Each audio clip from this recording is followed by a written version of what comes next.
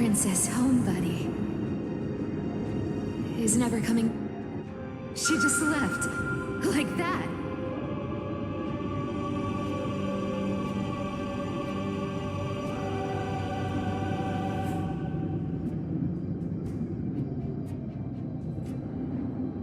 Since Cass has made up her mind, we can't let her resolve be in vain. But between staying in Akama and going to Styxia, what difference does it make when it's death either way? I'm against relocating. With Kefali's protection, isn't Akama far safer than that dead city? Cass's plan doesn't involve any relocation at all. Huh? Like you said, Akama is humanity's refuge. We never intended to get everyone moving to Styxia. It's just on Cass, Hysealans, and me to prepare the final trump card for the Deliverer. Wait, what kind of trump card needs all three of you demigods to throw yourselves away? We must lay down the path to the future so when the Deliverer returns, they'll have a clear road to reach the location of Era Nova. Styxia sits where death meets the ocean. There, with the combined powers of ocean and passage, we can summon a current that leads to the vortex of Genesis. And the demigod of death will forever guard that secret path until he returns.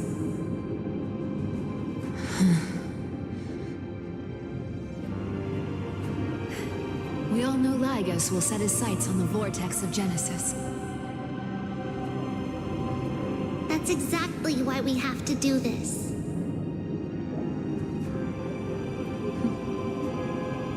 Guess I underestimated Idonia's Maiden of War. She's got way more steel than I thought. And Cypher, we need you to head to Castrum Kremnos as soon as possible. By any means necessary, forge an alliance with Strife. The prophesized Crown Prince has already been born. He shall become the new defender of Akama, protecting this land after we leave. You don't need to worry about that. I just came back from Castrum Kremnos. Only a step ahead of the news. Treeby, something's flying towards Akama, and it's really fast.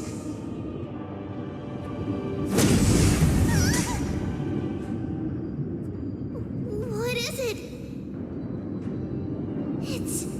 It's a spear! It's the Kremnoans. Their king's already here. With the protection of the demigods Trebios and Cyphera, Akama endured wave after wave of warfare, though just barely. Castorus chose Styxia as the last resort, and completed the trial of death, causing the stagnant waters in the River of Souls to recede. Soon after, Trebios departed on a long journey. That same year, the Kremnoan king Euripon, along with his son, Prince Midamos, joined the Alliance to safeguard the Holy City in the Battle of Deliverance.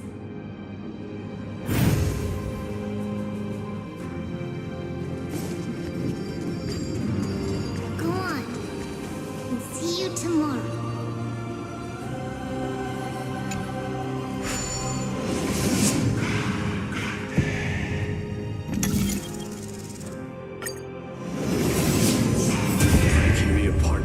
World even one more second, and so be it.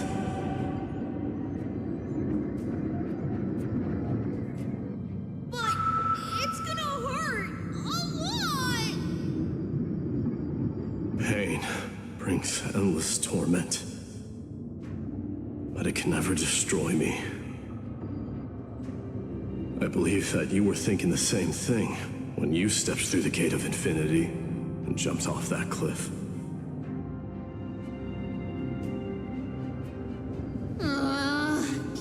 argue with that. The current situation. This is the only path Akuma has left. Just do as I say. Split my soul into 5 pieces. Forge me an immortal vessel. Let the blade of strife hang forever overhead. Locked in battle with their enemies to the world's bitter end.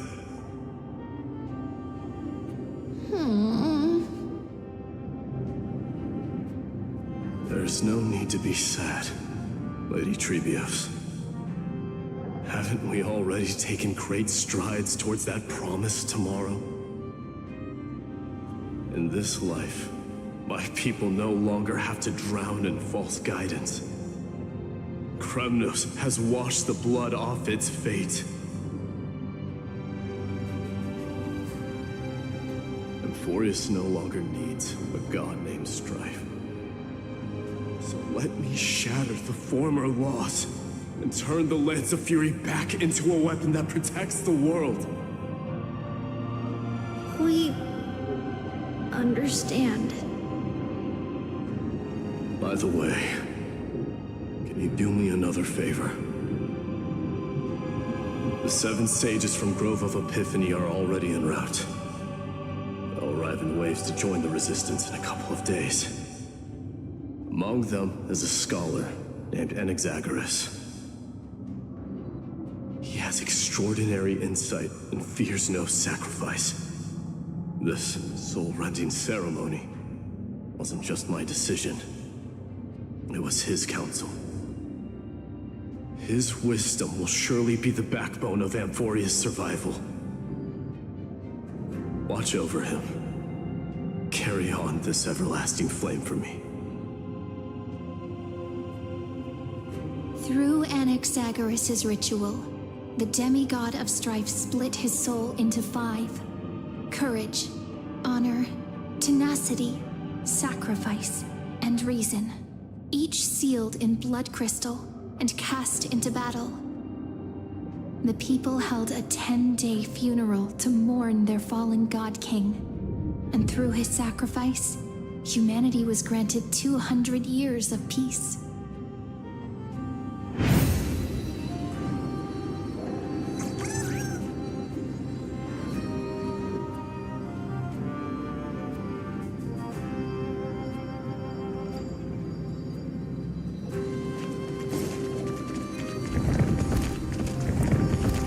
Keep moving forward. My blood will pave the road ahead for you. Keep moving forward, little Gray. See you tomorrow.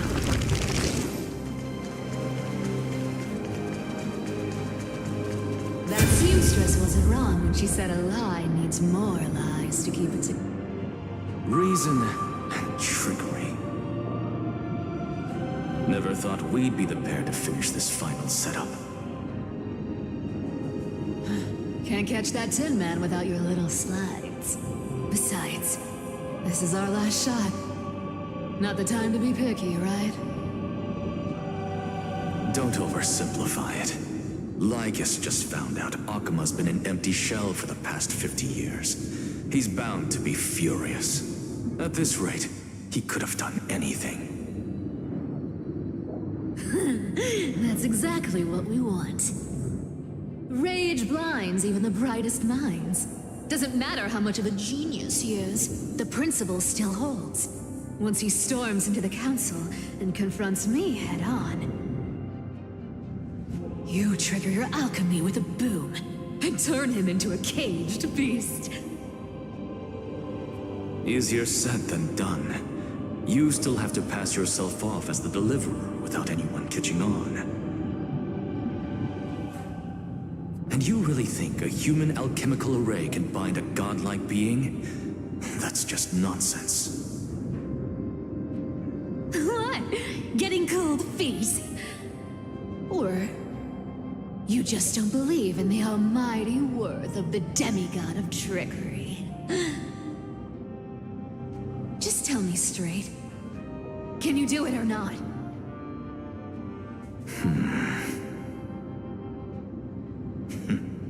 Of course I can.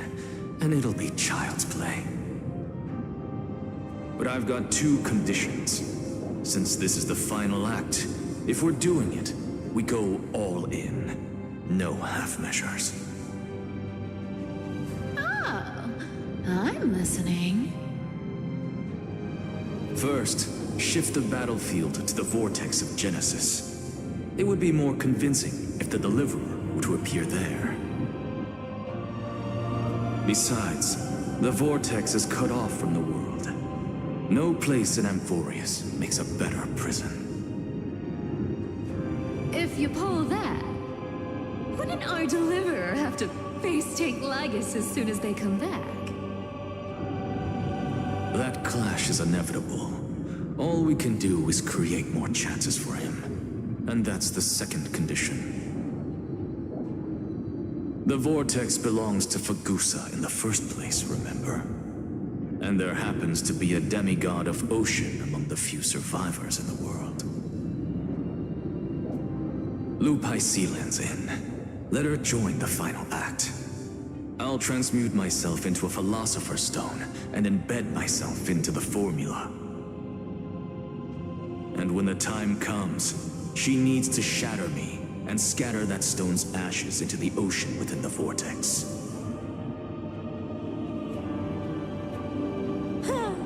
I guess people weren't wrong when they said you're insane, Grove Boy. I've got no idea how to outwit a reclusive genius. But making an anti-Catheran suffer? The demigod of reason has 10,000 ways to do just that. And what I just mentioned was one of them. So what exactly does your formula do? Now that would spoil the climax, wouldn't it? By now, Hyacinth must have completed the Sky People's ritual. Since that Theoros loves a good performance as much as I do, let's make sure he enjoys our show to the fullest. As for how the Deliverer will complete the Era Nova, well, that will no longer be our concern. It was the last battle known to the world, initiated by two demigods least suited for war. In the end, reason and trickery kept their word. At the cost of their lives, they sealed Lygus within the vortex of Genesis, where he remains to this day.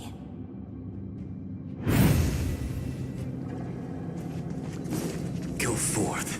Finish the greatness left undone. Quit overthinking! Just run!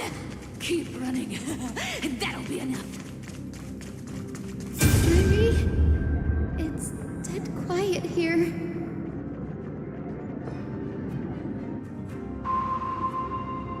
Akama will stand eternal. Miss Cypher's lie is crumbled after all.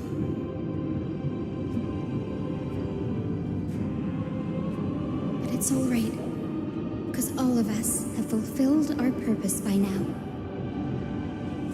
When the Deliverer returns, no matter where he is, sky will turn clear, and a rainbow bridge will rise, carrying him to the final battleground. Sairi, this arduous relay is finally nearing its end. Now, I'm passing the final baton of fate to you, okay?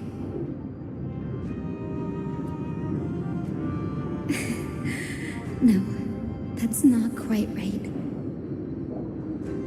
After all, it was you and him who lit the first spark of this journey, wasn't it?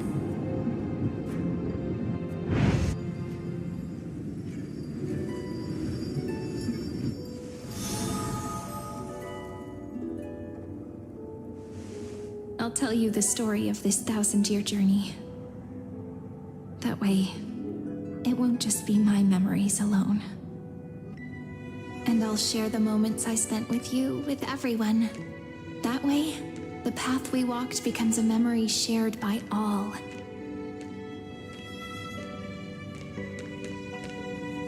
people will know that there's nothing left to chase. Amphorius has already welcomed the dawn foretold in prophecy. Just like I said, this won't be harder than the last time. Right?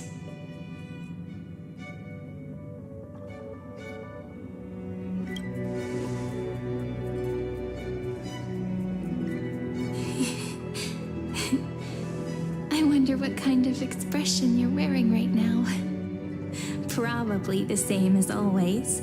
Calm, resolute, and brimming with confidence. If I have the chance, I'd love to see it again. Because it's really been far too long since we parted.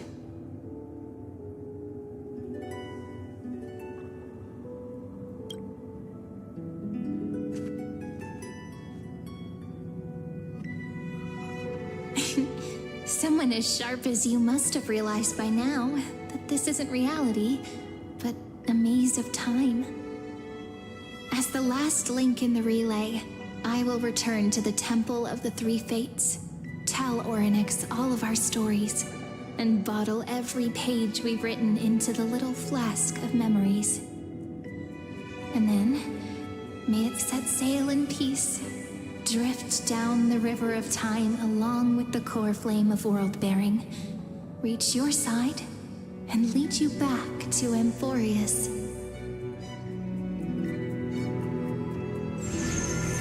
Just like the first time we met, right? Even though this cycle has no demigod of time, time has always stood on humanity's side. This is the only way to make sure that the Era Nova won't happen before you return. And the only way I can safely entrust the completed final flame chase journey to the Deliverer's heart. After all, the new world will be born from your memories, and the protagonist of this story mustn't be absent.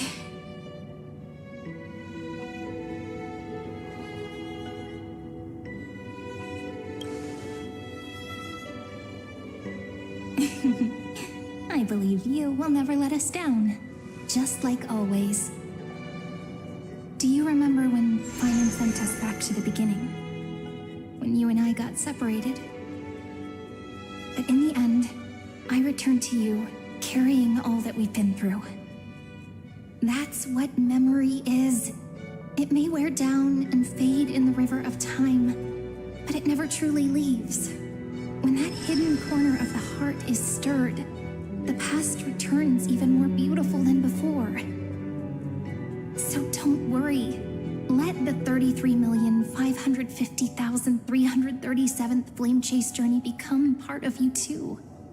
I've gotten a lot better at it with the experience from the last time. Next, you will head to Styxia and find the Vortex's entrance guarded by the demigod of ocean, before charging toward the final battlefield.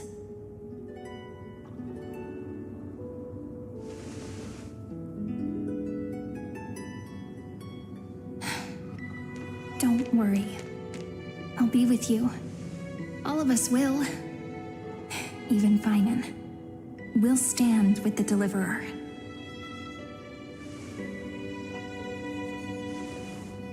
So say a short goodbye, then set off. Just like we promised at the start. Toss away all unnecessary worries and troubles, and bring our smiles and determination into tomorrow.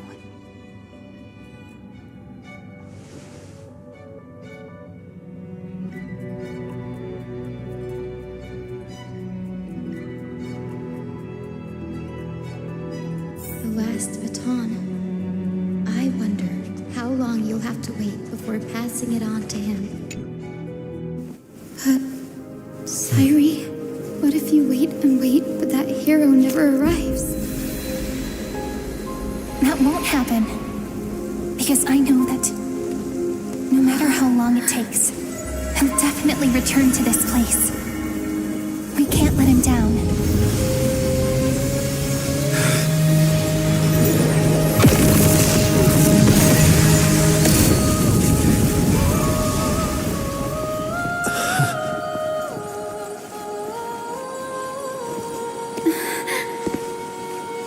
I shall rain rays of dawn for you. May romance be with you on your journey. And reason grant you enlightenment. Let strife bestow you with inspiration. Trickery ensure your success. Allow death to protect your soul. And at last, let passage point the way forward. While time will remember the traveler's journey.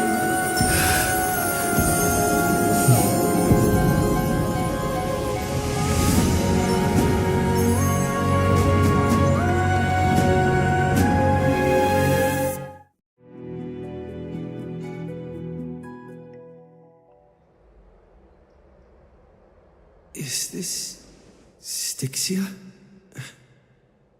What happened to this place? I need to find the entrance to the vortex, guarded by the demigod of ocean. High Sealance. Is she still there? Long time no see, Trailblazer. Generation after generation of Chrysos Air heroes have tried to defy fate with their blood and tears, either voluntarily shattering their souls or waiting in eternal solitude. But alas, fate can never be defeated.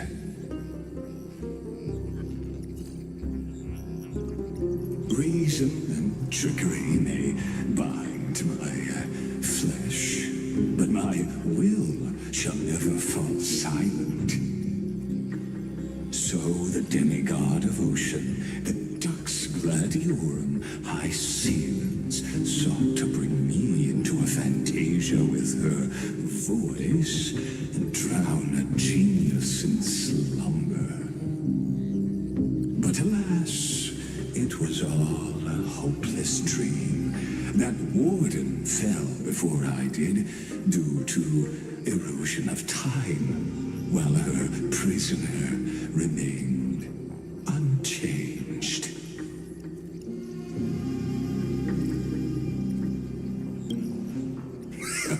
True, I can't leave this place, but what of it? You should have heard of this fable. In a shadowed cave lived a people, imprisoned from childhood, and chained so that their legs and necks are fixed, forcing them not to look around at the cave, each other, or themselves. Behind them is a fire, and before them loomed the stone wall of the cave. The flames cast shadows, while the rocky surface threw back echoes. To them, that false play is the whole world.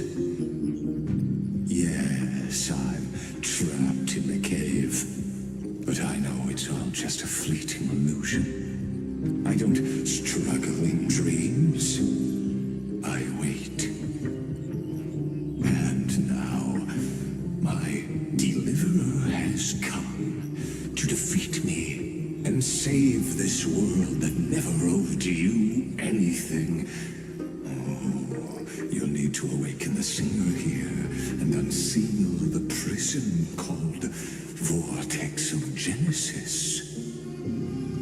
You'll be the one to unshackle me and bring the cave crashing down. Of course, I don't mind waiting a little longer. Let me guide you through this next illusion. One last memory from that prison warden. I hope you'll watch the stories of this fantasia closely. Logically, the deliverer must see the world for what it truly is. Emotionally, this memory captures the fate of everyone in Amphorius better than anything else.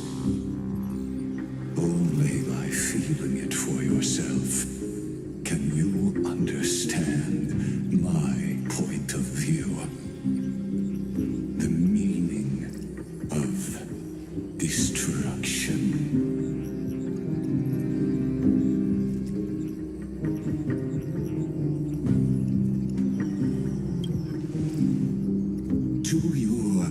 unshakable resolve. I salute you. But before we step onto the final stage, let me ask you this.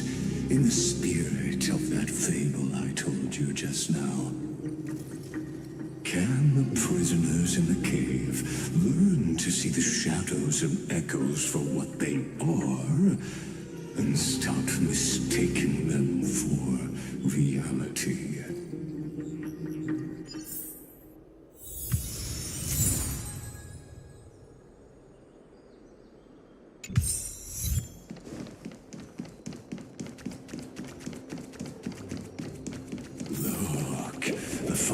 Projects the face from her memories, an actress upon the stage of this play. The dark tides flood the sea, and our kingdom teeters on the edge. Fear not. Our queen has gone to the borderlands. She'll quell this calamity herself. This is the scene when the Chrysos heir of Ocean was born. She was once of a Titankin race named Sea Sirens. At that time, Kozlar had suppressed the Black Tide's rise, but he was unable to remove Viantum from its roots. The Black Tide still roiled in the depths of the world, and the kingdom of Sea Sirens was the first to face the destruction head-on. Listen, I heard Electra's voice. She's calling to us.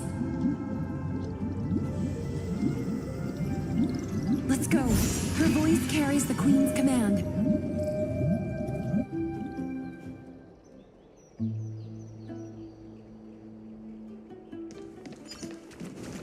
To keep the Black Tide from threatening the ocean, the queen gave her all, body and soul.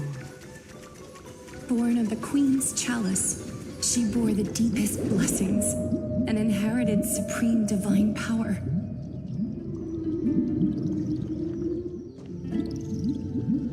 My sisters, you're finally here. Of course, Electra. Your beautiful melody drew us here.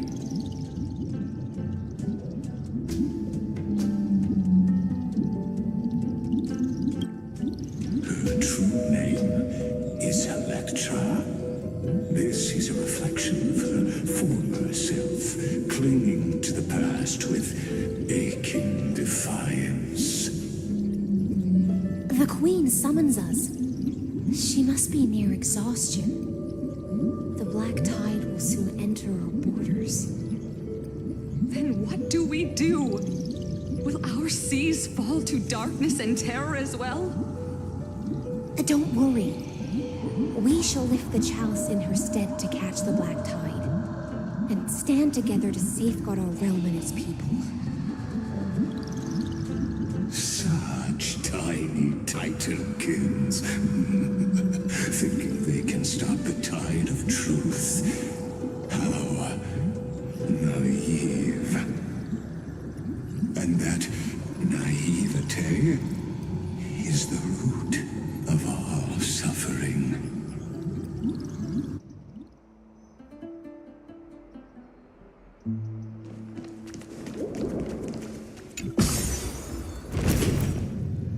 The Queen's palace lies just ahead.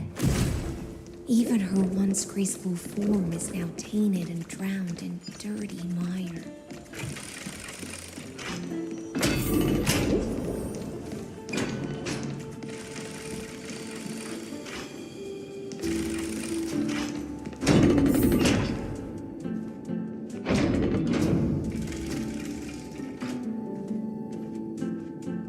Oh, Magusa, our noble queen, that we've come at your call. My little fishlings, you swim with such joy. It pains me to speak of the kingdom's sorrow. I once believed I could drink the Black Tide dry, but even the deepest chalice must one day overflow. and I can hold no more of this filth. Mother, worry not. We're all children of the sea. Let us bear your fate together. We'll take up your mantle and drive back the black currents. We'll mend your sacred chalice and take in the cursed filth. My little fishlings, when the spear of strife falls, you may retreat in peace. I promise you, on the surface, the city-states will hold a feast without end in your honor. This is the last gift I can give you.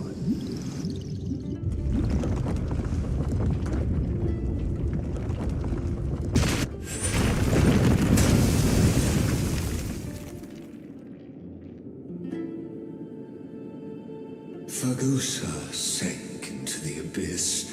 With the chalice shattered, their intoxication spilled into the black tide, birthing the first madness in Amphorius. Sea sirens followed one after another, hunting for the Titan's fragments, until their flesh decayed and their bones crumbled, all for the promised final feast. Keep watching, but tread carefully, for the stage ahead is crumbling with age, just like her shattered fate.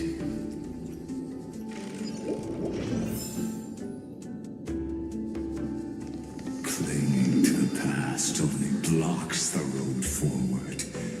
Why not let time build a bridge to the future?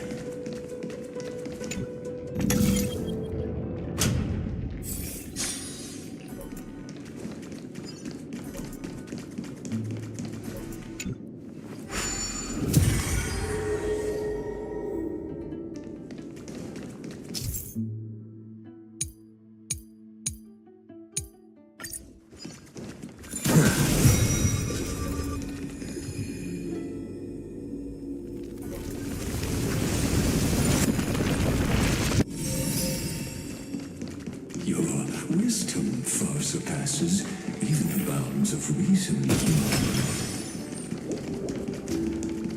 Can't get through. Looks like I'll need the miracle orb nearby. The ending was written long ago. Even you cannot rewrite it. Just like this poor chandelier.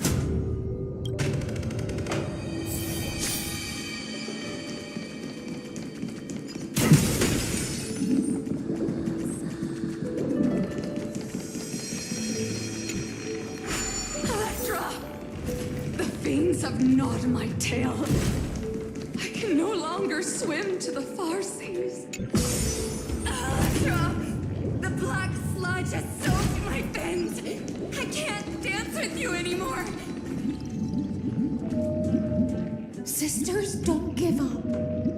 Remember the Queen's promise of a feast in the city called Styxia. I haven't forgotten. It visits me in dreams every night. I dreamed of a shining city, its lights piercing the deep gloom of the seabed. I dreamed of children placing garlands on our bone horns, and poets praising the sea sirens for shielding the world. But what a shame. We can go no further. Please, sing to the humans for us. Sing of the deep sea's legend in our place. Feast. Song.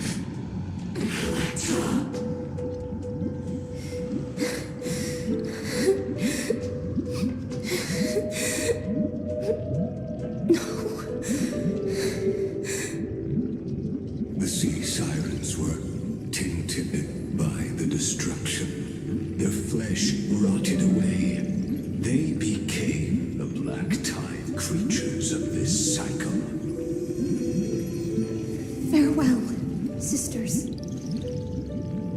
finish this last task. Then return to prepare your feast. And so, only one sea siren remained among the seafloor. High seamans, swimming alone through the seas, burying their kin and searching for the fragments of the chalice of plenty. Though most of that journey was in vain, why not use the power of time to leap ahead toward the journey's end?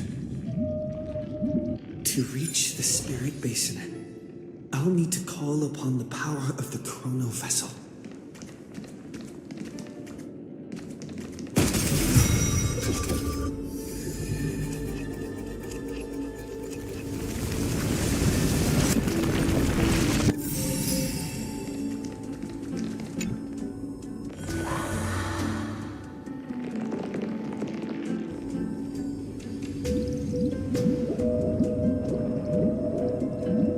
At last, the Chalice of Plenty is whole again. The Lance of Fury emerges from the River of Souls, and the gods reclaim their duty to hold back the Black Tide. I am freed from endless toil, and now walk toward the rites at Styxia. I bore my sister's dreams upon my back, took on a graceful human form, and hoped to find a grand celebration on the shore. My fins became legs, my scales became skin, and the sea foam on my body became a shimmering gown. But when I stepped onto land, there were no festivals with honey brew, nor poets plucking harps. Only silent death, drifting gently along the River of Souls. When she fulfilled her wish, she only found Styxia to have already repeated the mistakes of previous cycles and was swallowed by death. Hopes and promises are nothing but the foam of dreams. I am a sea siren, a vessel born to contain the tides. Now that my task is done, and the promise is broken, how am I to go on in a world drowned in shadow? Fagusa, my noble queen, she evaded my questions with drunken stupor. She told me a grand feast awaited me in the surface world. So I wandered lost, groping through the dark. The feast she spoke of, where is it? Lonely Blade, I shall grant you everything you seek.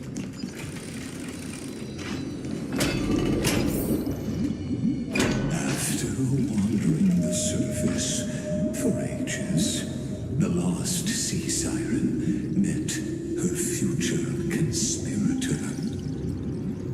You quelled the wars alone and forced strife into retreat. This swordfish that commands thousands of legions, whom does she serve?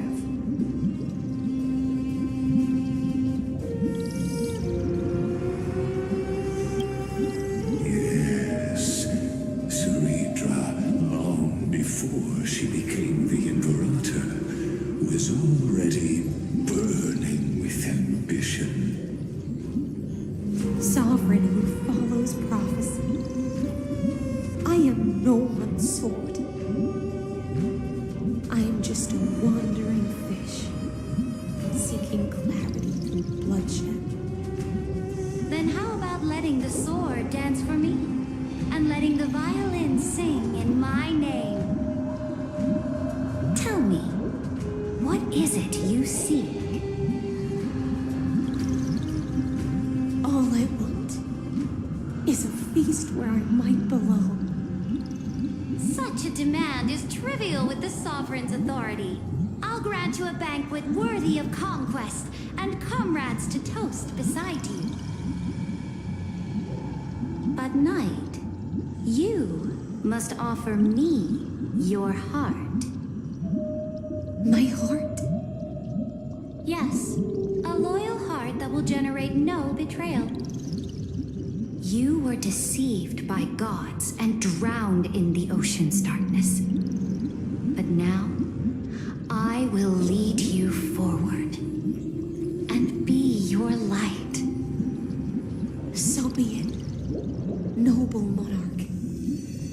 The law you proclaim shall govern my every breath. So be it, noble monarch. I am simply becoming someone else's vessel once again, and accepting a duty given to me. And thus, in her hollow drift, she finally found a new purpose, like sunlight piercing the deepest trench.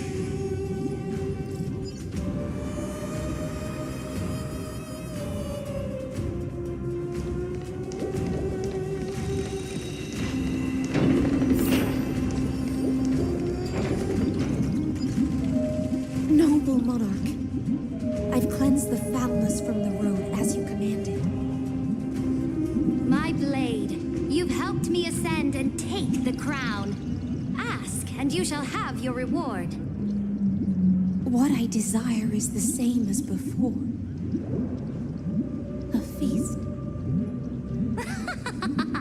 Look, I've prepared you a grand banquet. The finest honey brew and tributes await.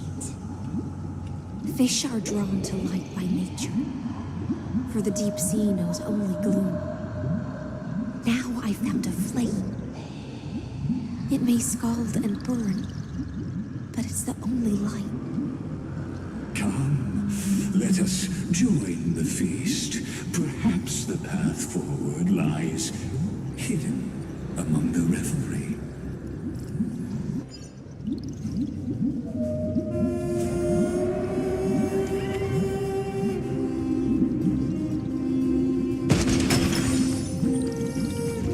Have you heard that the Imperator's about to begin a new campaign? My faithful subjects, tonight's feast is not just for the past. It's a toast to the future! Born from our golden blood is an unstoppable colossus. Our iron beast to trample the universe! Great monarch, I've heard the universe teems with great threats. Can we truly remain invincible? Fear not. Before the troops of the destruction, such rabble is no more than cosmic dust. Surely there's a planet draped in oceans out there in the stars. Once I claim it, it shall be yours to rule. And to the rest, your triumphs will not go unrewarded. I promise you a new age, free of fear. Now, raise your cups to our conquest among the Sea of Stars! Sea of Stars! Sea of Stars! Conquest among the Sea of Stars. What a grand vision. Yet, to the Siren Knight, only feasts still stir her heart. Come now, join me. Witness the end of this futile dream. Where's the way out of this illusion? Come quick! Let's celebrate together! Noble Knight, you are truly a blazing spark. It is my honor to share this banquet with you. Noble Knight, you have earned victory with your blade, and you have every reason to revel in this moment of triumph. Let me pour you a glass of honey brew. Noble knight, with the sovereign now enthroned, this triumph is yours as much as hers. Let me raise a toast to you. Noble knight, your strength is boundless. Lead us to conquer the universe, and let us toast to that vow! Then drink we shall. Raise your glass. In the deep sea, I never knew what fire was. But when I set foot on land, the first light that I saw was the flames of war, lit with golden blood. It scorched my fins, made me feel pain,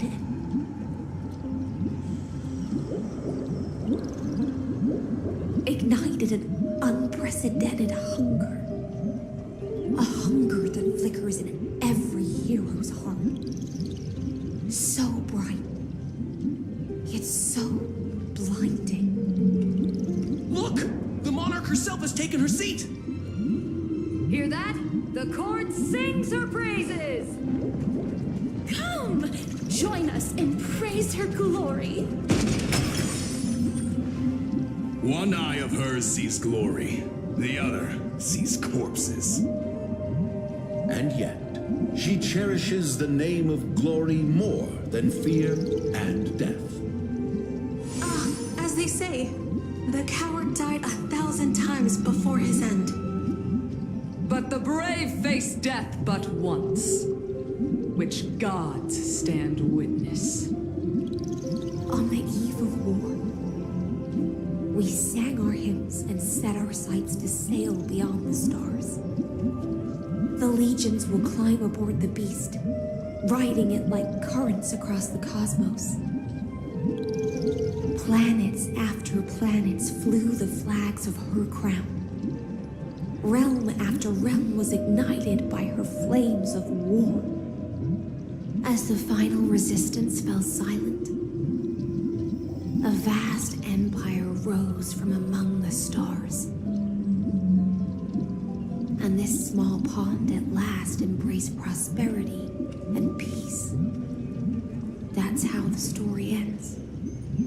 Tell me, visitor, in this dream, did you enjoy the show?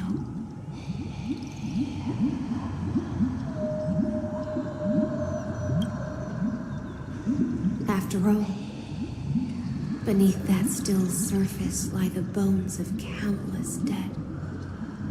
It's time for me to wake up from this drunken dream.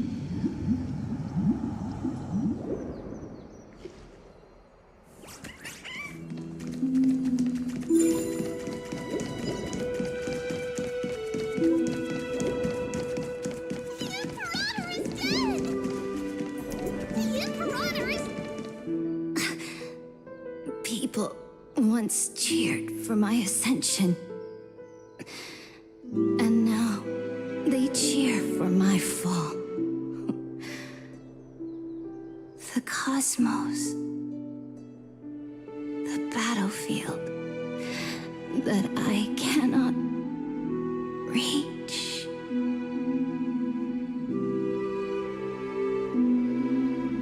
Before the Sovereign's conquest reached its end, her life and ambition had already been swallowed by the deep sea.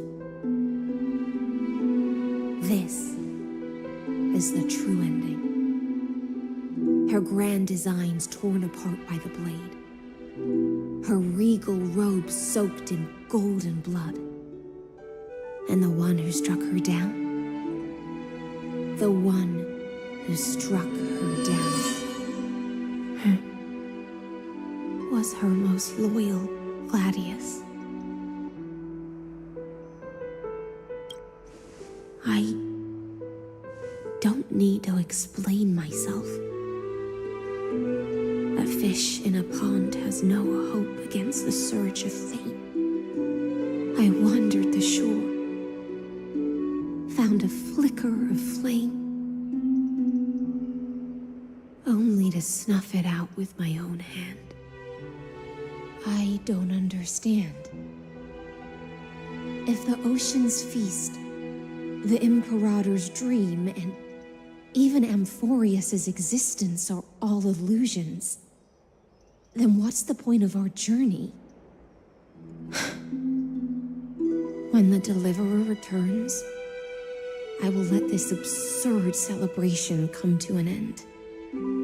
But Greyfry, I can't help but wonder how I dearly wish this feast of the Flame Chase would never end. It seems she sensed your presence. The Fantasia's foundation is starting to crack. Let's return to the prologue. Remember the allegory of the cave. Can the prisoners in the cave learn to see the shadows and echoes for what they are and stop mistaking them for reality? As you've seen, when she cast off her chains, finally turned to look around and moved her legs, her reward was nothing but searing pain. The light will blind her, for the fire behind her had never once actually touched her eyes. Her legs will buckle beneath her, for she had never learned to walk forward. And so she fell into infinite confusion and fear, and came to firmly believe that the shadows and echoes were the real world. But we in the cosmos, are we truly any wiser than she was? Now, nameless one, fateless one, ask yourself this. The paths you tread, the eons you worship, everything you've trailblazed with your own hands, could it all be someone else's projected shadow? Let's leave that question till after the curtain falls. Once you've unearthed every last truth and reached the prison built for me by the demigods, I'll speak with you face to face. I, the Theoros, have walked the 30 million histories born by Kaslana. 1,000 years is a mere atom in a grain of sand to me.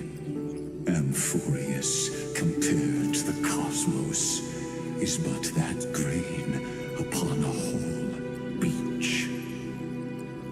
I swore to bring an end to the erudition. Would I really let a single grain grind down my mind? Now, please use the power of time to open the gate to the ocean's depths. Go, find the prison warden tormented by loyalty. Find her, step into the world's vortex, and once there, end everything between us. That palace reflects the heart of the demigod of ocean, intoxicated, stagnant. There, you'll witness the true beginning of the saga of deliverance. An ugly history, long buried by tides and shame. A staircase of apotheosis that the Imperator forged with the golden blood of 500 human sacrifices under the pretense of conquest. I'll wait for you at the heart of the world. to reach the place. Beneath the store lies the path to the vortex of Genesis.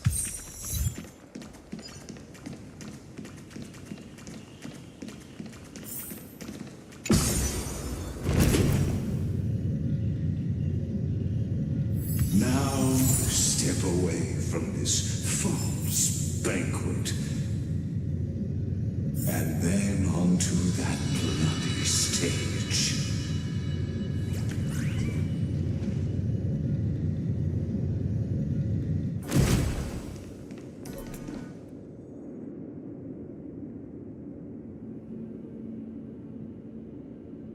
The palace that worshipped the ocean, the sanctuary connected to the vortex, was also once the battlefield of the first flame chase.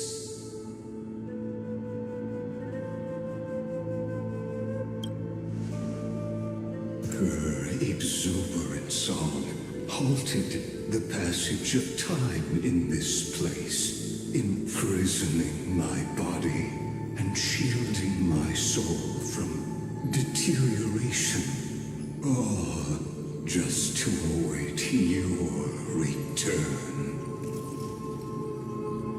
The twisted time and space reflector that I saw. Stay away from Apollonius! This cup of honey brew, what a sweet aroma. Run, Virginia. Dux Hakalithist! We can't give up here! Love steeped in death. How delicious.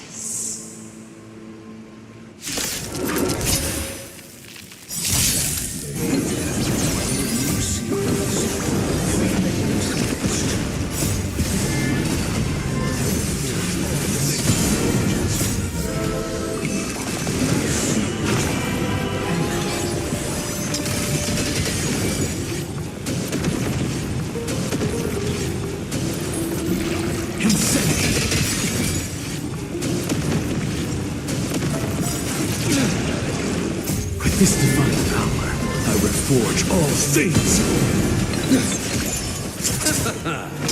To the sword. Insanity. Apollonius, look. I chased the enemy away. But I think I can't go any further. I'm sorry, Virginia, for letting you. It's okay. I'm glad to die by your side. Ah, such an ironic twist of fate. Even as the foundation of the world crumbles, the heartless Imperator still made the same decision she did in the past 13 million cycles. During the first Flame Chase journey, the Flame Chase Legion stormed Styxia. Tens of thousands of sea sirens surged from the River of Souls, crashing toward the heroes like a tidal wave. The hell before you is the recreation of that very battle. Apollonius, look. I chased the enemy away.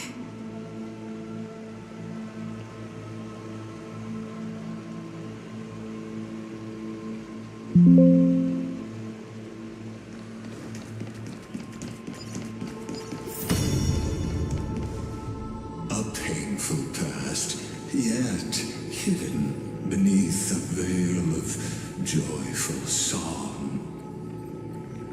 Ah, two discarded data clusters waiting for someone's return, it seems. Relive relive the history, then pass through the temple's waters and come to my side.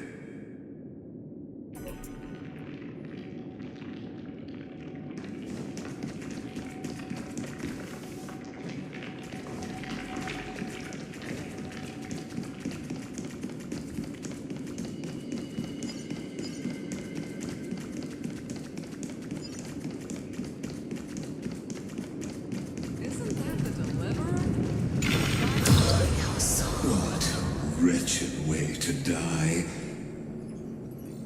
The Flame Chase army, devoured by warbling fish, never saw it coming. Look, the cruel Imperator and her Knight Commander, the pitiful Warden. What a perfectly matched duo of test subjects. Their hands drip with blood, golden blood. Raise the bridge and cross the river of fate. This path of the prisoner is far from over. Imperator! Imperator! Did you see my gallant deeds, Imperator?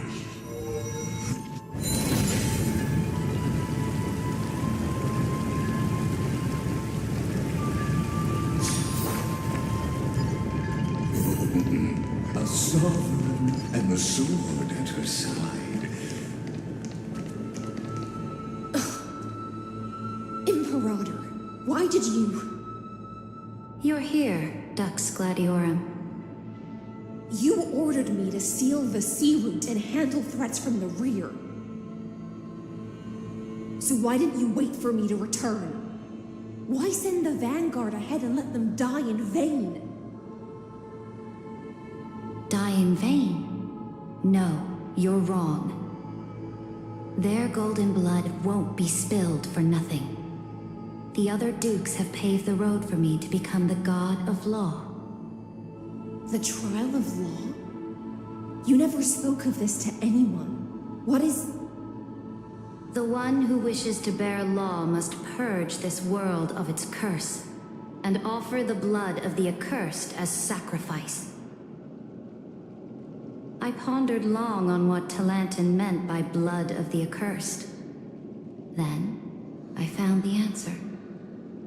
You, I, and every Chrysos heir summoned by the prophecy are the accursed ones. Just like that arrogant Theoros said, our golden blood is the agent of destruction, the antithesis of the world's fate. Dux Frigoris, Dux Brumalis, Dux Helcalethist. Their fate was sealed at that moment. Dying on a glorious campaign was the final gift I could give them. You speak as if they didn't die because of your cold-blooded schemes. Was their loyalty meaningless to you? Losses are a constant on the Flame Chase journey, among which even life itself holds little value. If a subject marches to war without that conviction, then yes, as you said, shallow loyalty means nothing. And what about my loyalty, Ceredra? You sent me away under the pretense of guarding the rear. Was there any shred of humanity left in you? Because you still have a duty no one else can bear. Only you can uphold Fagoos's divine authority. The choice is yours now. Cast off the chains of loyalty and drive those blades through my heart. Or stand with me and sever the ocean's last breath. If you no longer share my vision or believe in the new law I seek to weave for Amphorius, then go on and end me. The Imperator of Amphorius may be ruthless and cruel, but never a liar. When I say life itself holds little value, Know this.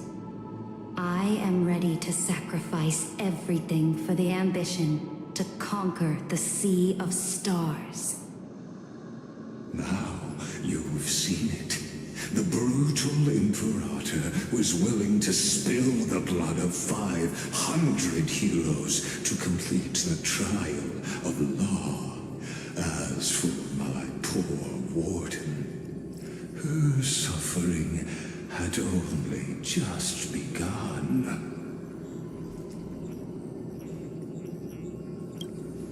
I'm no storyteller.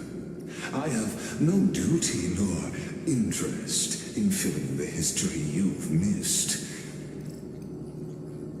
I just want you to witness the monstrous choice the Imperator made before the Chrysos Heir turned their blades against me.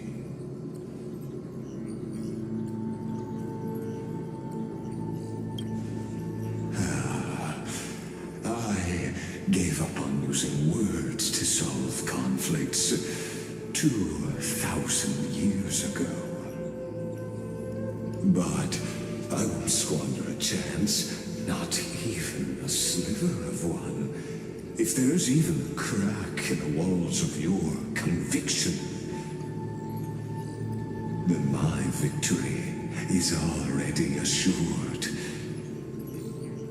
Now that the past is settled, let's turn the page and bring time back to the present.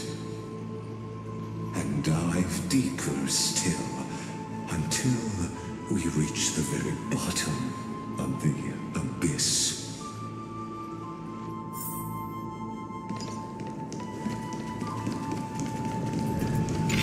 Is the path ahead underwater? I need the Ornyx Orb to bring back the... Shatter the vessel of time and let this stagnant pool start. This hidden gate leads to the vortex. Hurry now. The time of our reunion draws near, Deliverer. This hidden gate leads to the vortex. Hurry now. The time of our reunion draws near, Deliverer.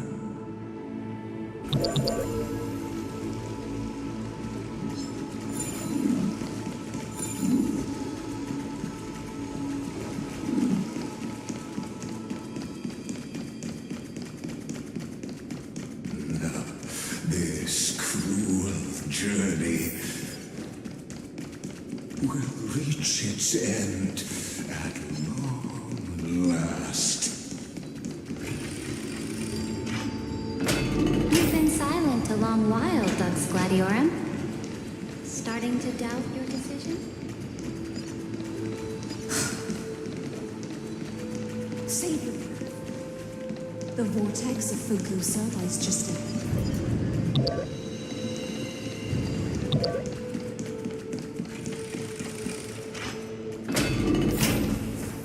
After the trial, there's nothing left between us. So you'll stop swimming toward the stars, Dux Gladiorum? I was always a creature of the sea. The stars in the sky were never meant for me.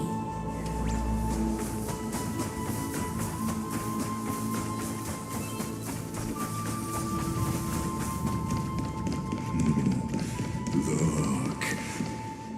It was here that the prisoner, who thinks herself the prison warden, made her choice. Witness, listen, and awaken.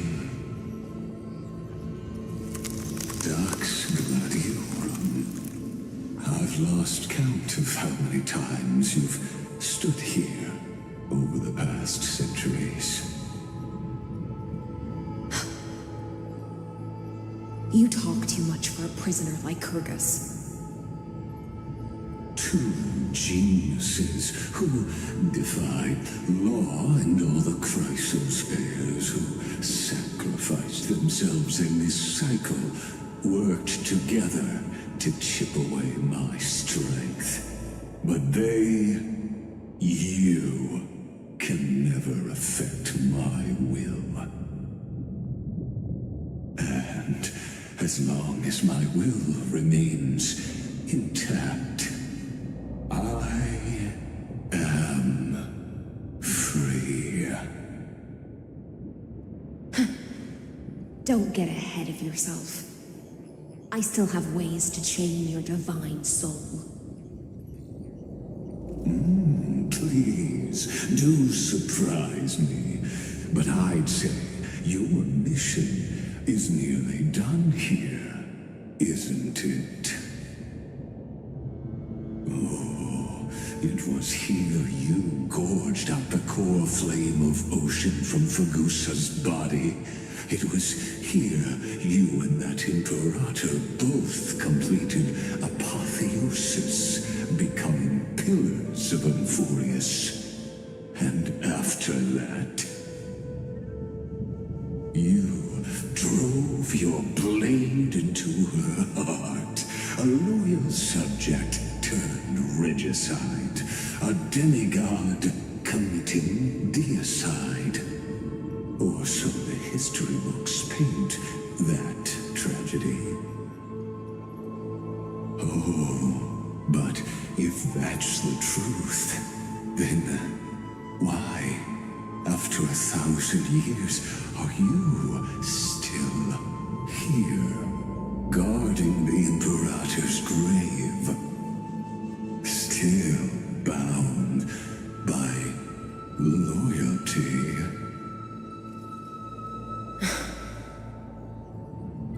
Come to think of it, perhaps I'm not the only one imprisoned here. Your calm does stir the rage in me. As if the one paying the price here isn't you, but us. The ones who lost everything. That's only because I've waited 13 million lifetimes for my vision to be realized.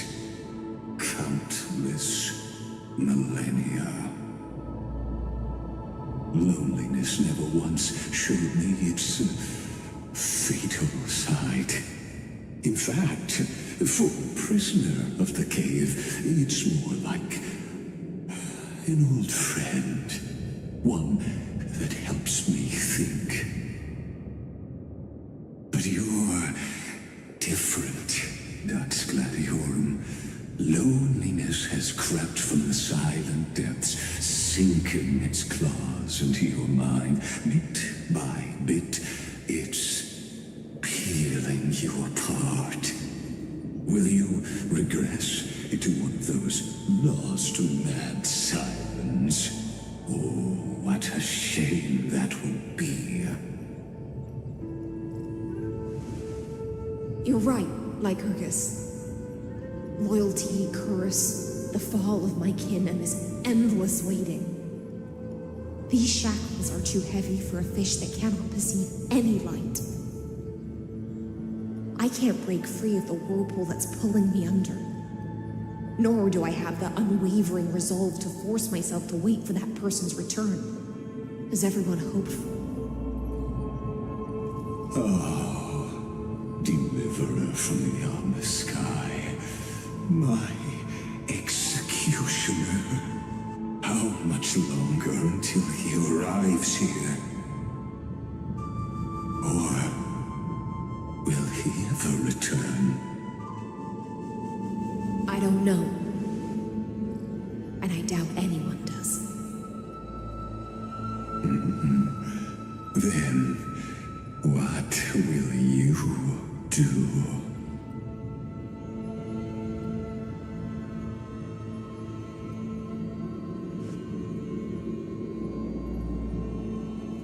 Saridra. This will be the last time I carry out your decree. ever since you took me under your banner and made me the Dux Gladiorum, my music has belonged to others. Time and time again, I use the siren song to lure the unwary into illusions for your schemes and strategies. Now, let the siren Electra sing for herself. Let me step into an endless dream of my own making.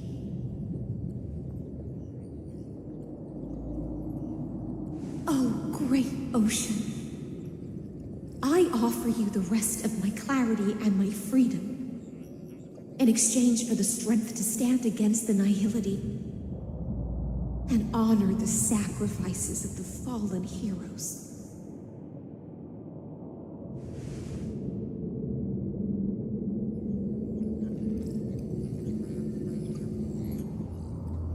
Greyfry, deliverer from beyond the sky. When you ride the current of time and find your way here, you'll hear my solo. It will guide you to the heart of this world. By then, I may still be lost in my self-wrought slumber, but I'll uphold my part of this long relay and guard the shackles that seal the Theoros.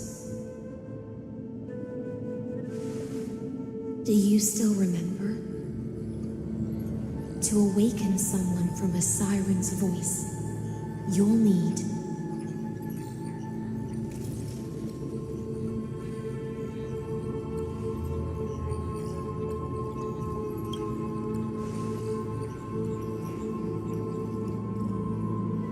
the gift I once gave you. May you still have it when the time comes.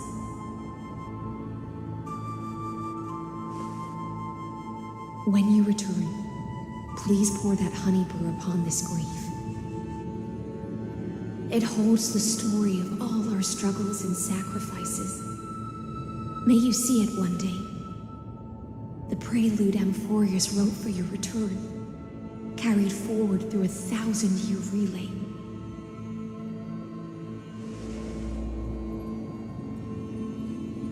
When your mourning ends, I'll likely wake from my dream as well. Then, follow the trail of echoes and find me.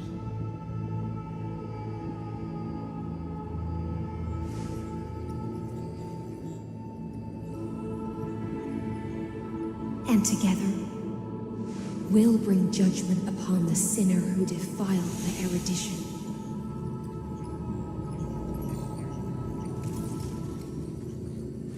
At long last, 33,550,336 cycles and 4,931 years later, Amphorius's final curtain is ready to fall. The shadows within the cave gave everything, yet all they did was mimic life outside its walls.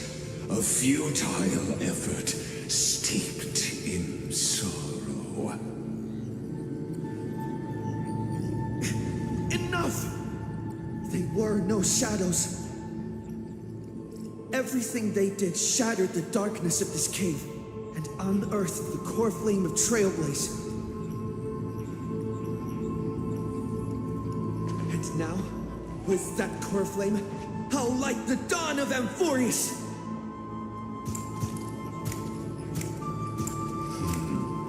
Do you still choose the will of the paths as your answer in the end? I do not agree with that answer, but I respect your tribute to them.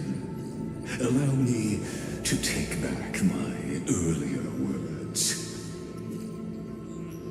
As an apology, and in the name of Theoros, who saw all destinies in this world, let me join you in mourning.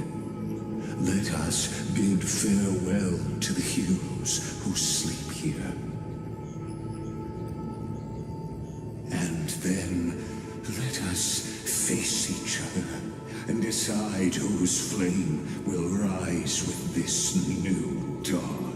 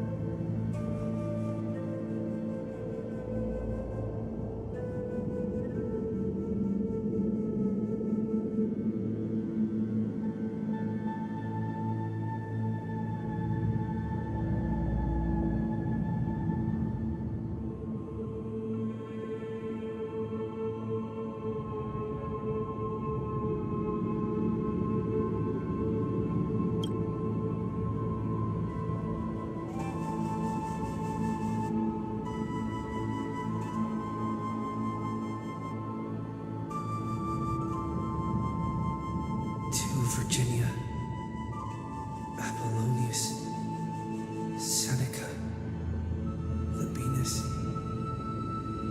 and Ceridra.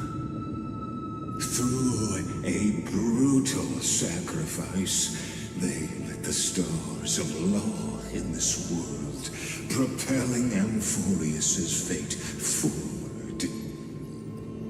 In the shimmering mirage of illusion, they entrusted their dreams to ride among the stars to the hero yet to come.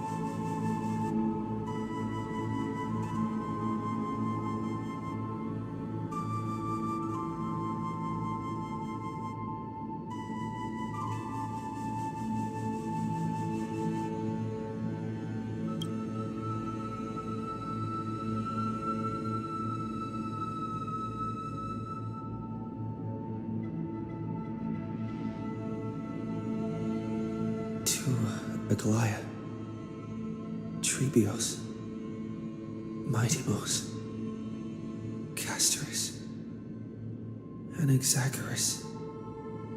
Cyphera. Cynthia. In a relay spanning 1,000 years, they stood against enemies far beyond their strength and won a bitter victory through what seemed like futile resistance.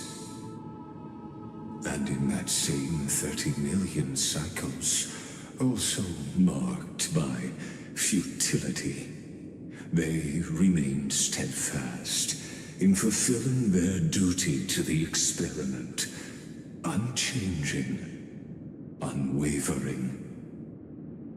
Let this be the end of mourning the fallen. At last, allow me one final toast to the lost prison warden, a prisoner bound by loyalty.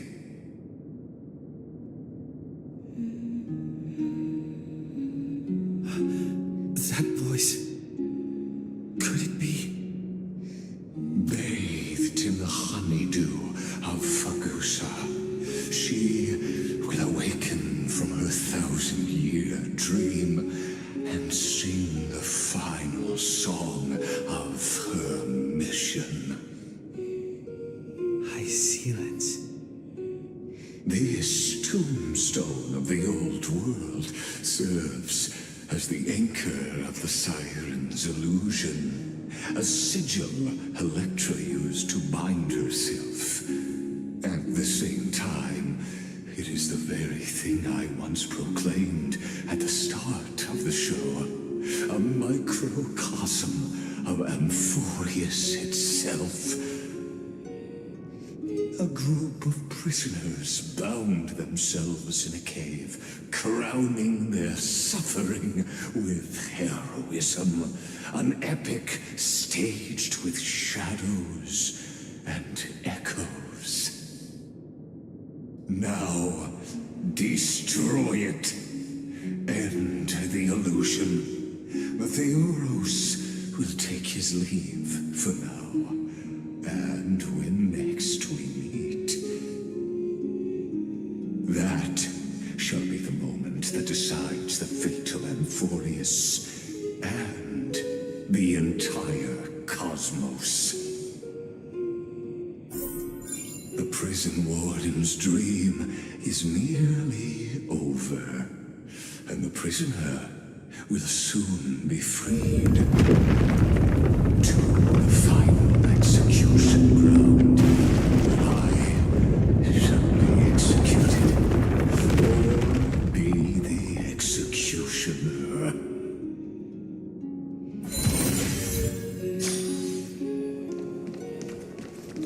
This world and I shall hold it clear until we meet again.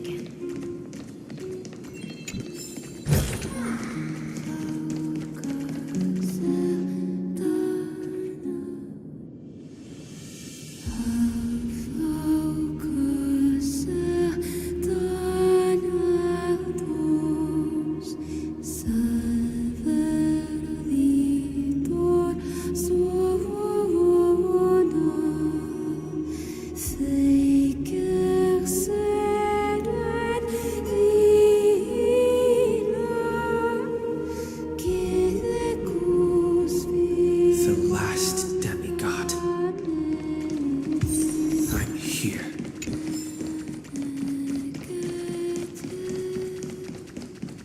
Go forth for the hopes of humankind. Go forth for the duty of deliverance. Go forth for the belief in flames. Go forth for the Golden Blood's glory.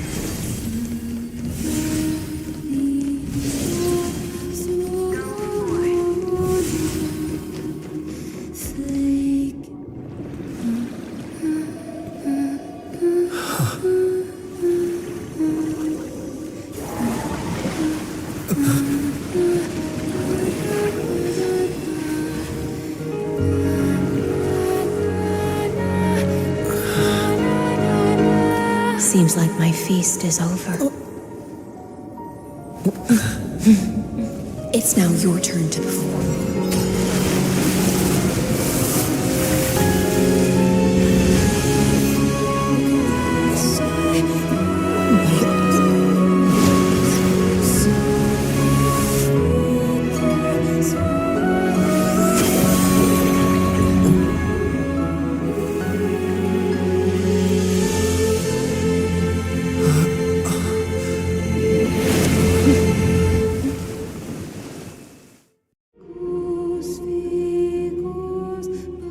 Little Greyfry, please accept my thanks.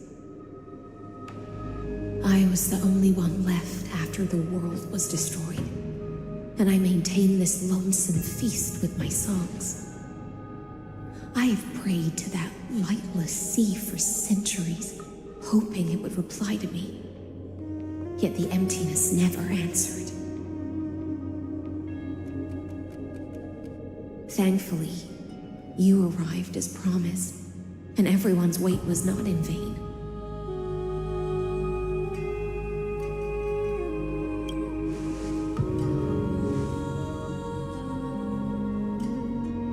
Thank you, final audience of mine.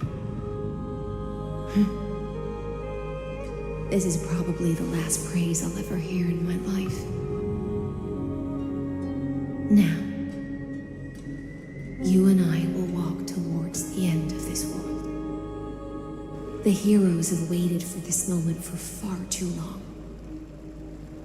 Let us use our blades to testify our resolve.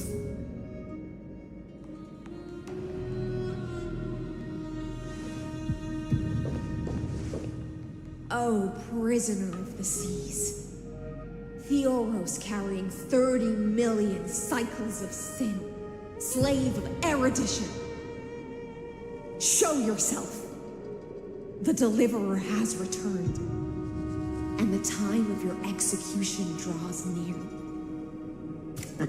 I see an awakened human who has mistakenly taken fallacies as truths and has returned to the cave to try to bring his friends into the sunlight he once bathed in.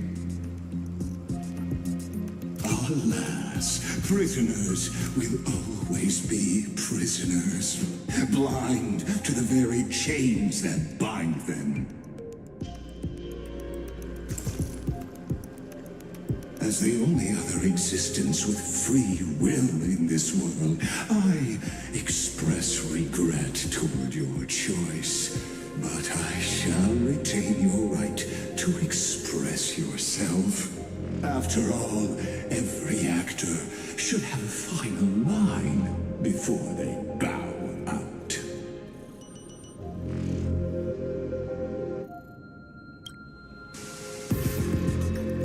Allow me to correct your statement. Constrain does not mean defeated. And for heroes like yourself, that nuance could make all the difference. My cognition resides in the exomyth. It is pointless to defeat my avatar, projected into the experiment.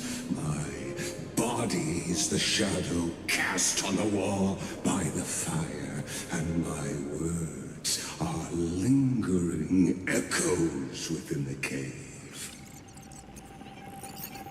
How can a character in the play fight against the audience? Kaslana failed. The demigods' sacrifices were pointless. As for the two geniuses you placed such high hopes on, I ask of you, where are they now?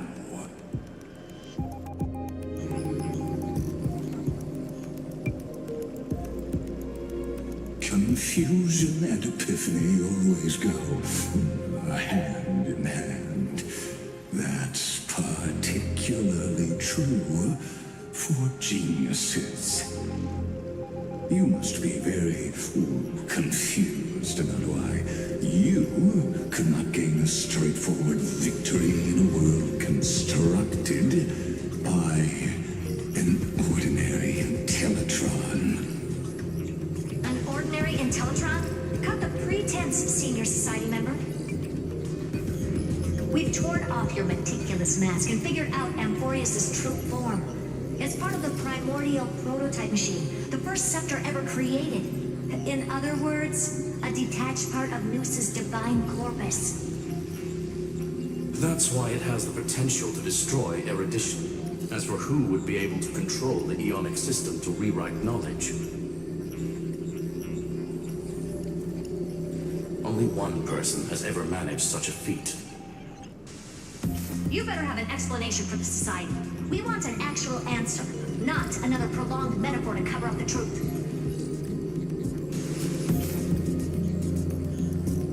Why are you the one doing this? Answer me.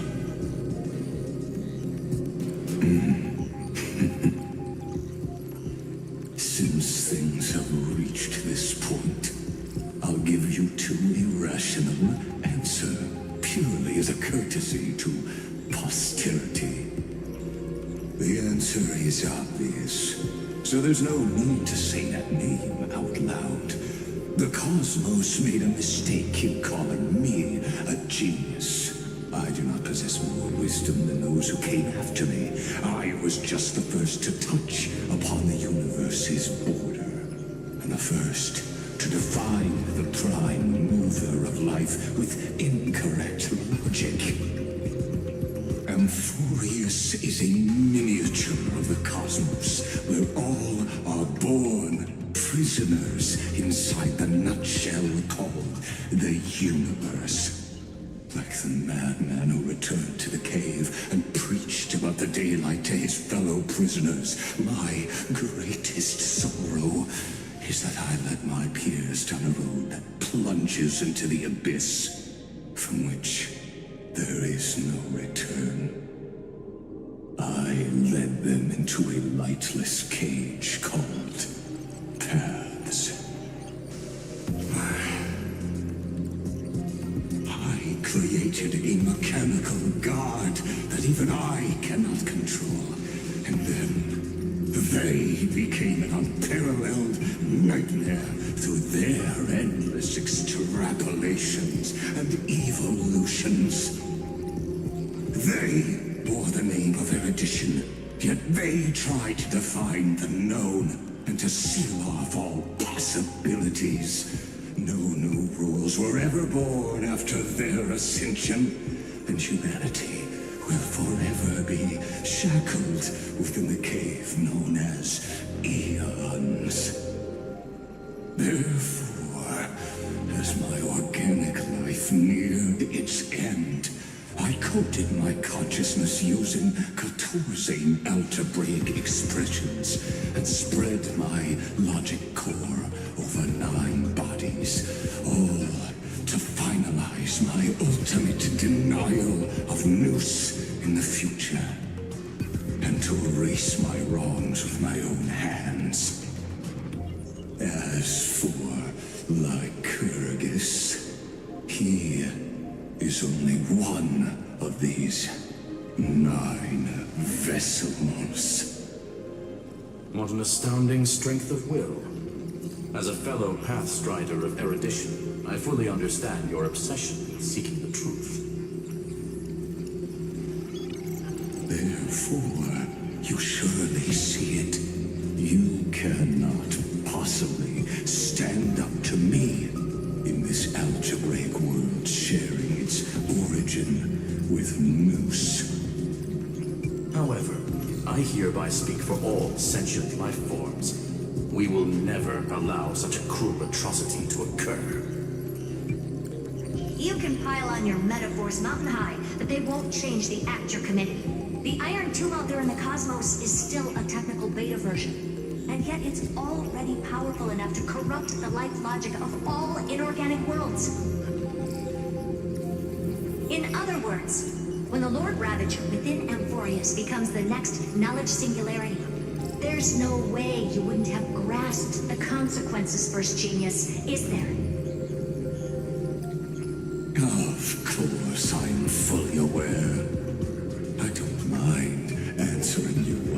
last time, before I thoroughly exile you from this world.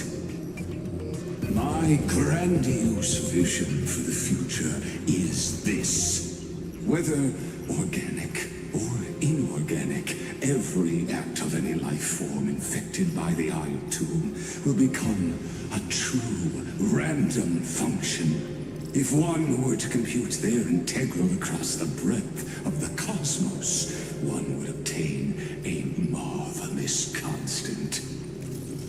Omega, what I call the fall of erudition.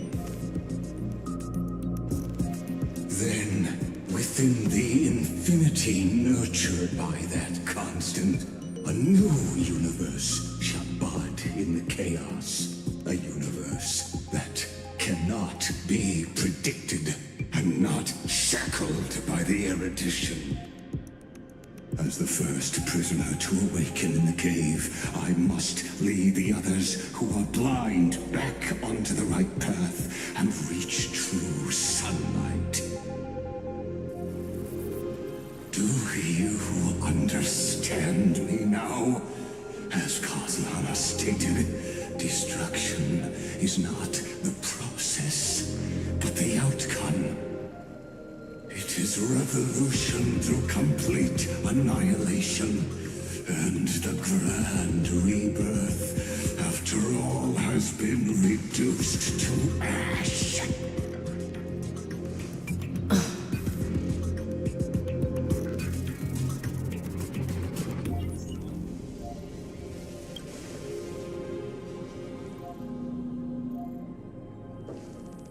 The Amphorians already answered long ago. Be it as tiny fish destined to be swallowed, or as a giant whale poised for a magnificent descent.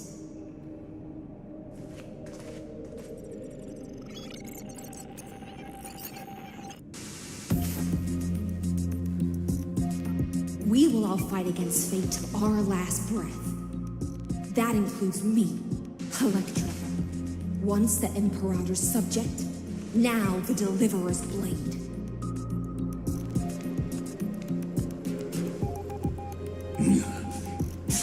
Oh, such noble chivalry. Admirable. I will also show my true self to you on this momentous occasion as a gesture of respect. And provide an insignificant academic suggestion. Thus speaks Genius Society number 1. Xandar 1 Kuwabara. The Intellicate of the Universe's Alpha and Omega. There's no need to rage against the truth. The value of any formula resides only in its answer. As for the process of solving it, no matter how elegant, violent, solemn, or humorous, it is all utterly meaningless. As the Theoros, I will.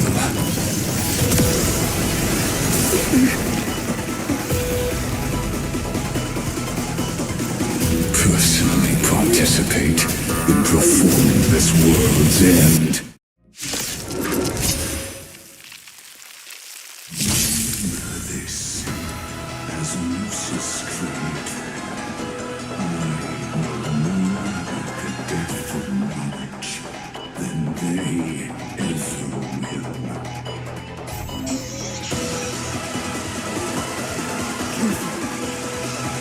This is the basis of Transmute. Eyeballs loose.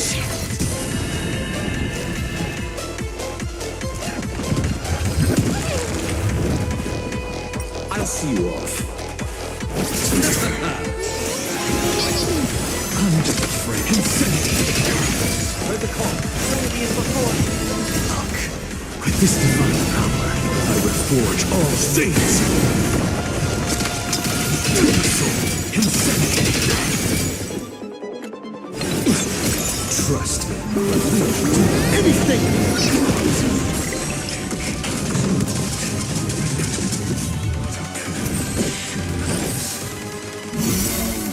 To shatter them for you.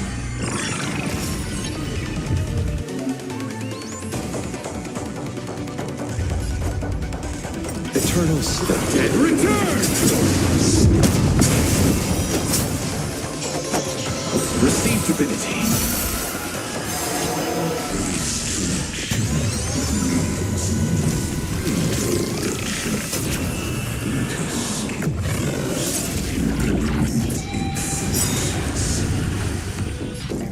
Is this?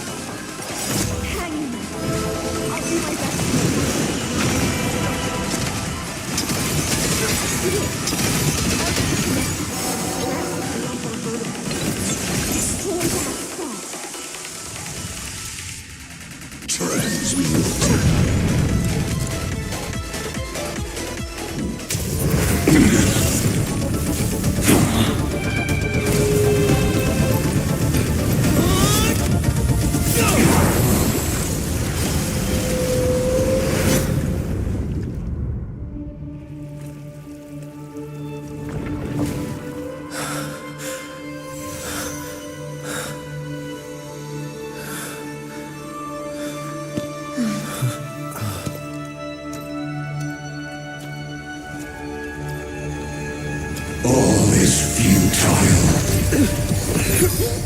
In Erudition's calculations, the Emperor Berserker is simply a comment awaiting completion.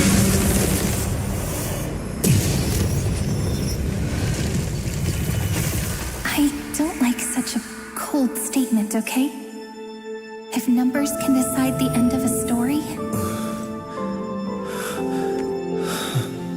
then we can surely also pen a new beginning.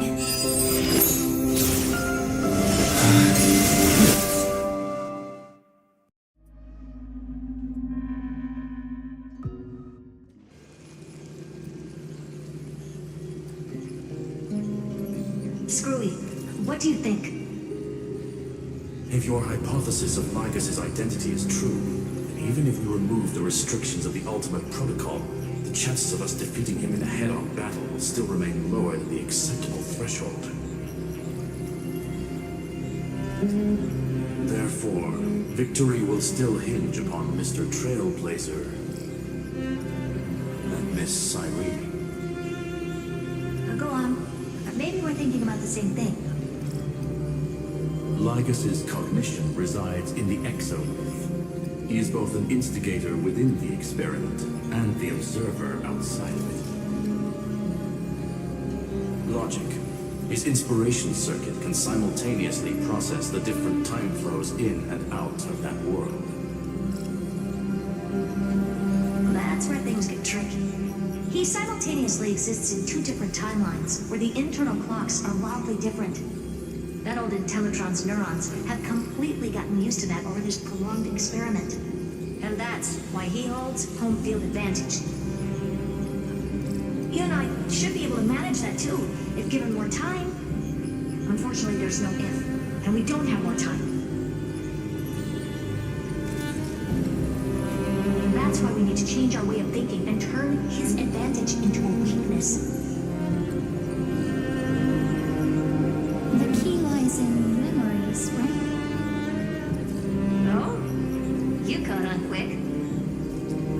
You've already mentioned my friend and I, so it's an easy connection to make, no? My intuition has always been very on point.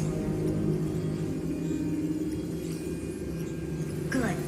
Then I'll cut to the chase. Since his thinking speed far exceeds that of normal people within Amphorius, we are going to externally plant a memory into his inspiration circuit. Then, command it to loop endlessly until he gives in. Even the most flexible and sturdy inspiration circuit cannot withstand the traffic of a full-on information flood.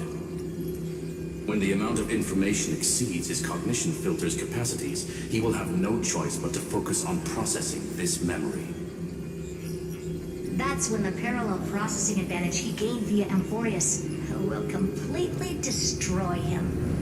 An image from a person's memory, played in real time, might only be a second for us. But for him in Amphorian time, it could be millions, or even billions of calculations. He won't be able to do anything but watch as he's locked into this prison forged by memories.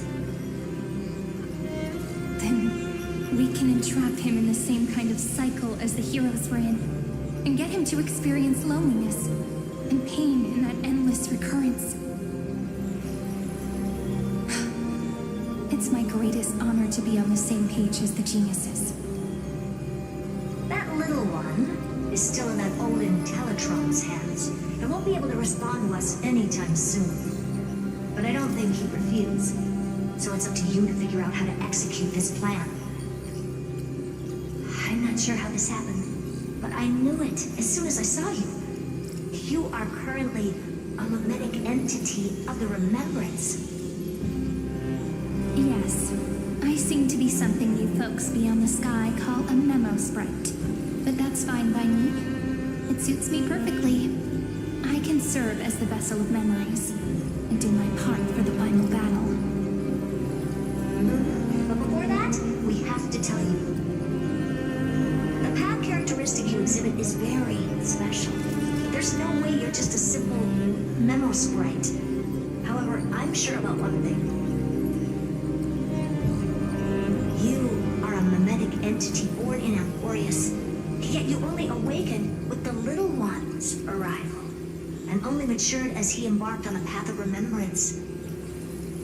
That means your existence is completely attached to his memories. If there ever comes a day when he forgets about you for even a few seconds, or loses his last connection with Amphorius, then you must be prepared for the worst.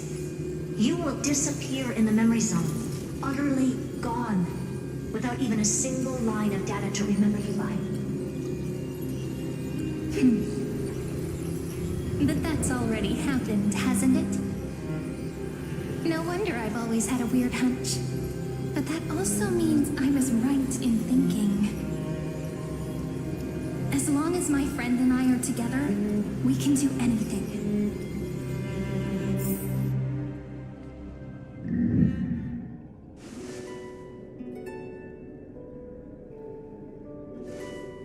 Long time no see, friend.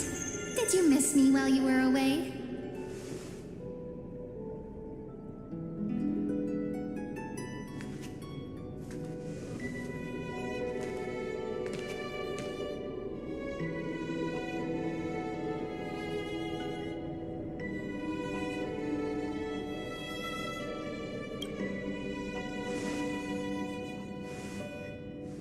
Same here.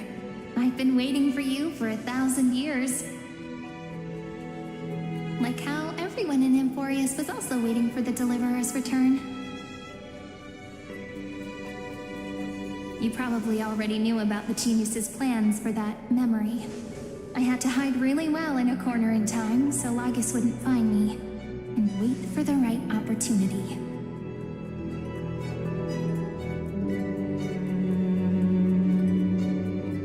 Which is now. The moment when his manifestation in this world is destroyed, and his twin timelines are intersecting.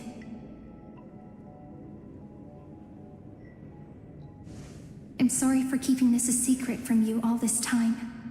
I'll tell you the entire, unedited story of this millennium as an apology after this is all over. But for now, Let's join hands and complete the final step with the power of the remembrance.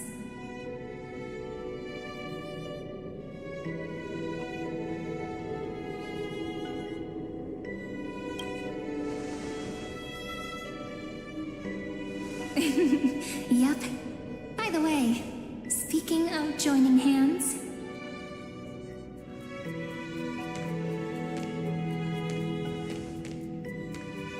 can I please do something before we go on stage?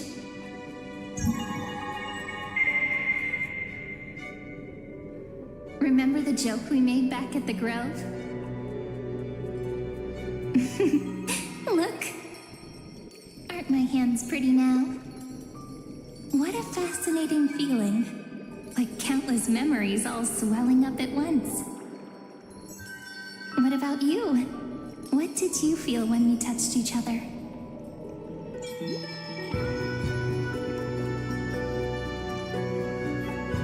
Really? That makes me really happy. If memories can move people, then it must have been a happy memory, right? Now, please remember what you're feeling right now. Write it down in your heart and keep it there. Memories you want to treasure will never fade away.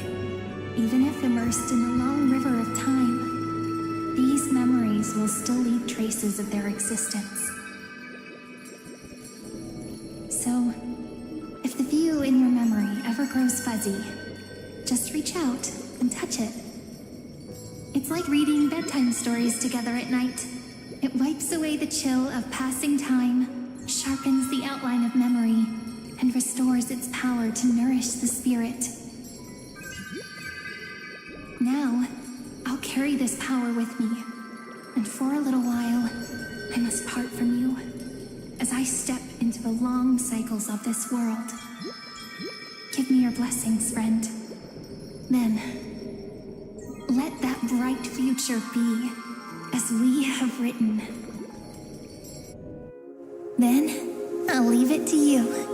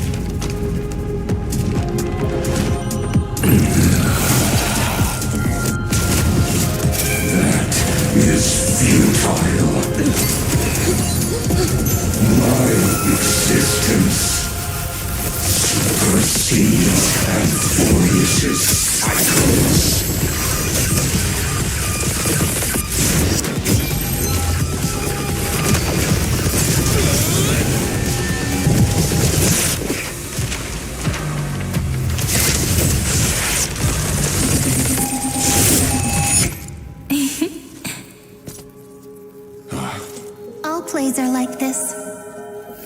Once you're on the stage, it's hard to return to the audience. Welcome to our story. How does it feel?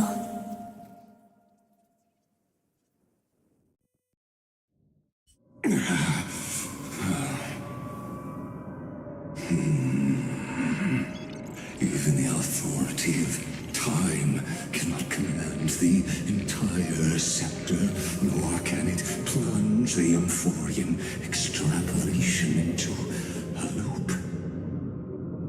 If this was no system function, then was I implanted with the mimetic entity of the remembrance? You guessed it right away. As expected from someone people call the first genius. I'm gonna keep doing what I just did if you don't stop, you know? My friend and I won't allow you to leave this memory, no matter what happens. Which means you are now trapped, Lord Xandar. An elegant idea, and an exquisite execution. Regrettably, it is you who are restrained by time, not me.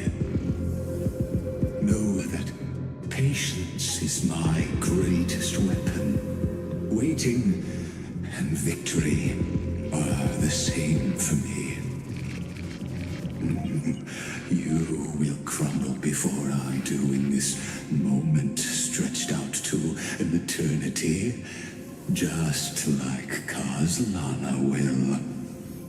Yet all I need to do is to wait, as yet another futile bug falls down the cliff and into the bottomless abyss.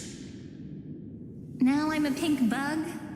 My looks are seriously changing all the time. But you're not wrong. We're definitely not gonna solve the problem if we just put you in another prison. So that's why we never wanted to do that in the first place.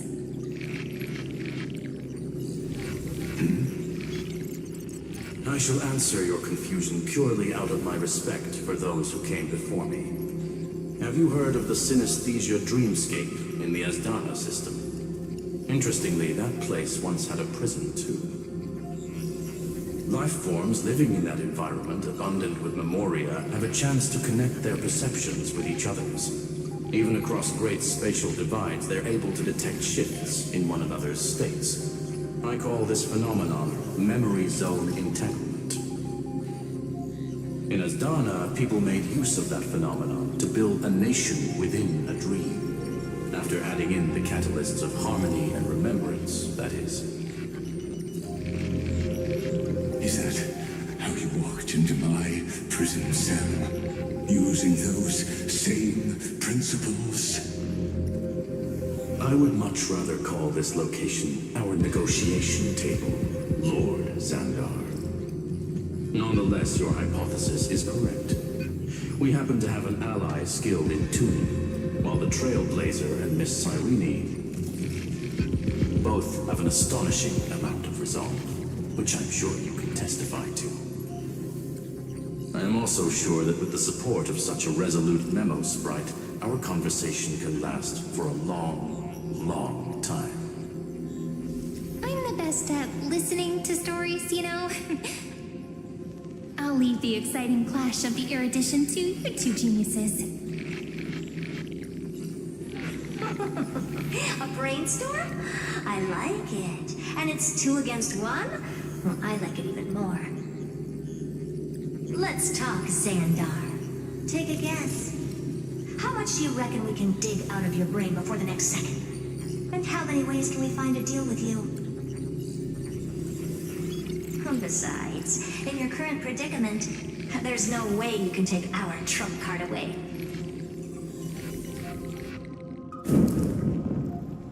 Go, little one. Go. Overturn the Era Nova.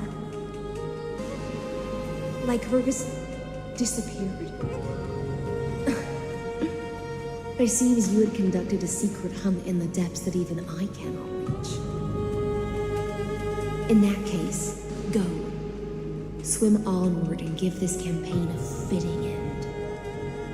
I shall send you off with my song, Greyfry. May this song penetrate time and become the prelude to the new world.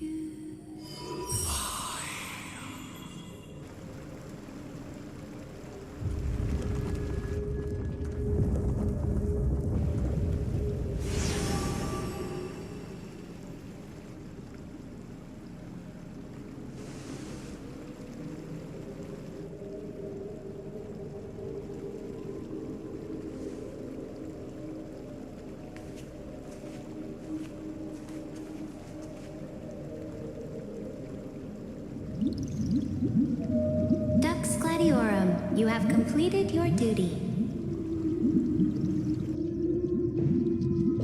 A new dawn is about to rise. Why not swim towards it?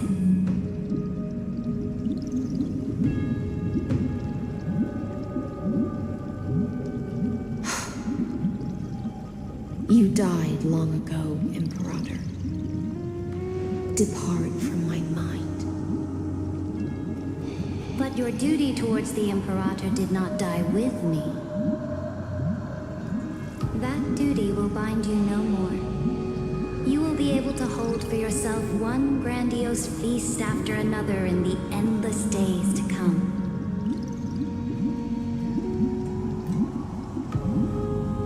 So go. Go and swim towards that ocean beyond the sky with the Deliverer.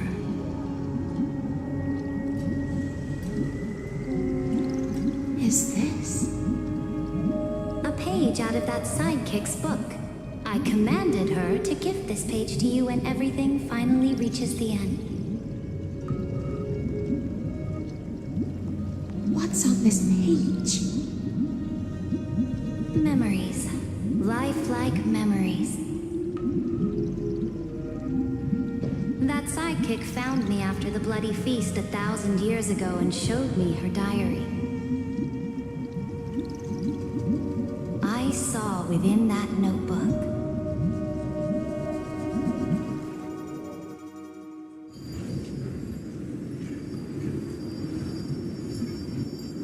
Is this that Deliverer's experience? It's truly immersive. People beyond the sky apparently utilize this power to seal past scenery into crystals they call light cones. But I only know so much about the remembrance, so I can't completely replicate the past. But I'll do my best to talk about the missing parts. I'm all ears. Go on then. Do your best. But if your chatter gets too boring, or if I deem it offensive, then law will become forever beyond your reach. Got it. I'm sure you'll find this to your liking. After all, it's human nature to want to embark on a journey into the unknown.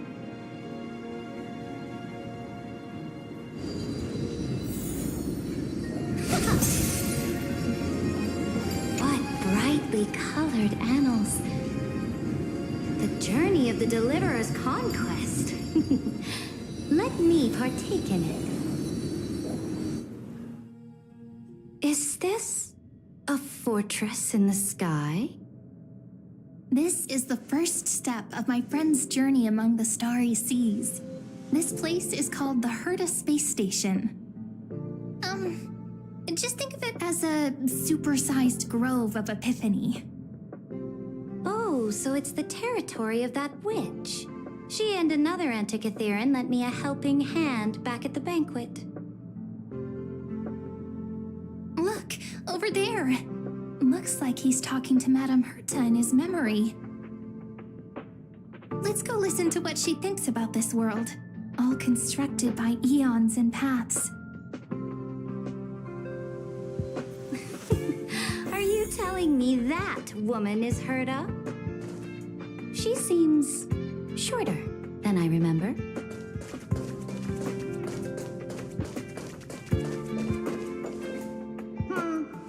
Pretty nice space station, huh? But just wait.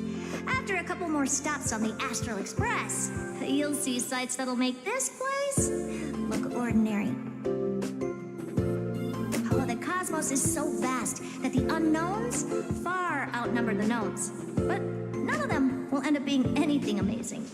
The farther you go, the more you'll understand what I mean. So do your best with the nameless. Break a leg! And remember to send an update or two to Asta when you've got some downtime.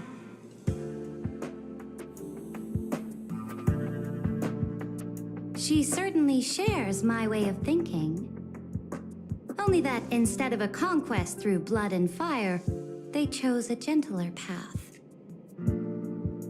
People call Madame Herta and Mr. Screwlum geniuses. Apparently, only the smartest people in the cosmos can receive the blessings of Nous, Amphorius' true creator. Do you mean that even individuals of such nobility are merely subordinates to a god? On the contrary, after all, it was the very first of them who created the god. But I don't really know all the details about that. You might be able to ask Madame Herta herself when you get the chance. Let's go check out some other worlds next, shall we?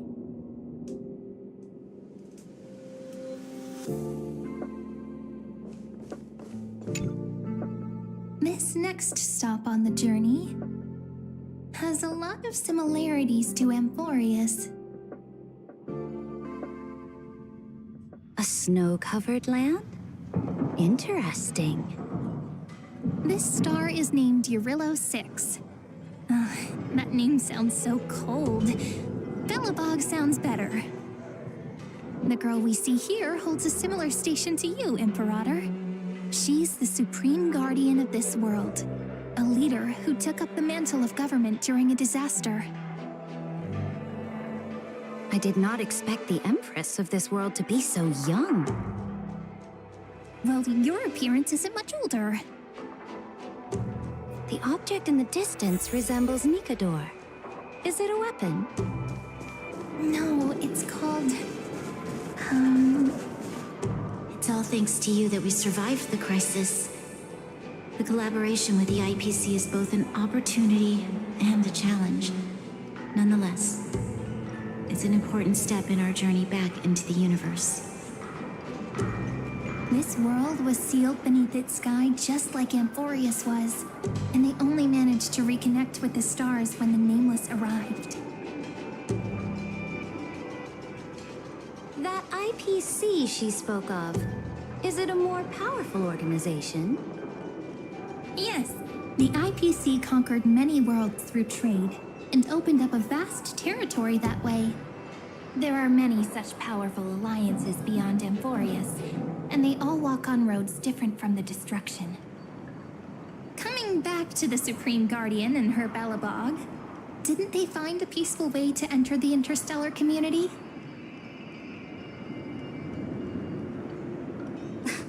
That cannot be true. That IPC would never have grown so big on trade alone. It may pretend to be a wealthy merchant with clean hands, but I am willing to bet that it grew fat on gory oppression and bloodshed. Its path of conquest must have had no mercy for the weak and would have destroyed them if needed. Are you telling me that this snowland never thought about tossing its dignity to the wind and kneeling to the IPC? I will not believe it. I will never allow the Imperator's empire to be sullied by others. Amphorius must become a power so strong that no interstellar foreigner would dare to look down upon us. Imperator, Belobog isn't as weak as you imagine. Listen. I indeed hesitated, but now I understand what we must do. Belobog must learn how to walk on her own until she no longer needs the support of others and can stand on her 2 feet among the stars. Even if I may not live to see it, I believe such a day will surely come. They still have their dignity intact. One day, that hope will melt through the ice and help them into a prosperous tomorrow. But the order of the cosmos is already set in stone. The old laws decree that only the strong survive, binding the weak in an unbroken chain, until they wither and turn to dust. Unless they embrace the power of the destruction. Amphorius must shatter the old law and become the new order among the stars. Speaking of the Order, another one of my friend's companions may be able to enlighten you further on that. Let's go to the next page.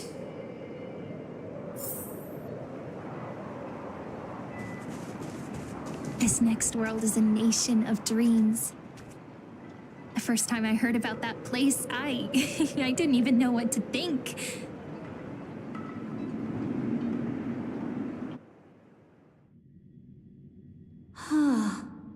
Such opulence does indeed evoke astonishment.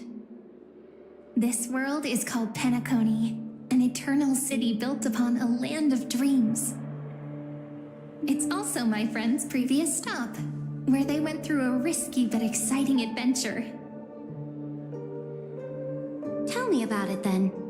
That man standing afar has wings on his head. I am truly curious.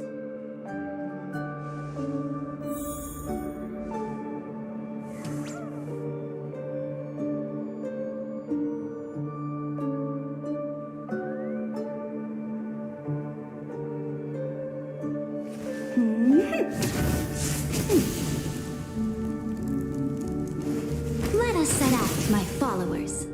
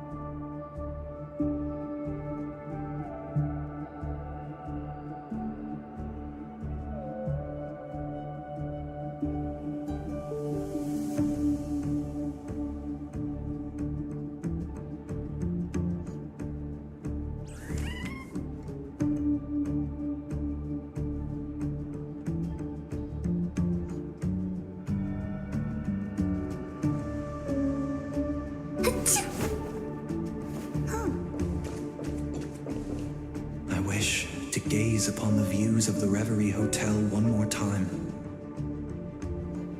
I'll be just a traveler when I come back here again. And perhaps, through a traveler's eyes, even the things I once knew so well will feel strangely different.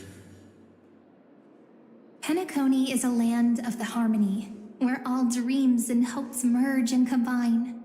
It believes in unrestrained freedom, and that's how it lost itself in shallow delights.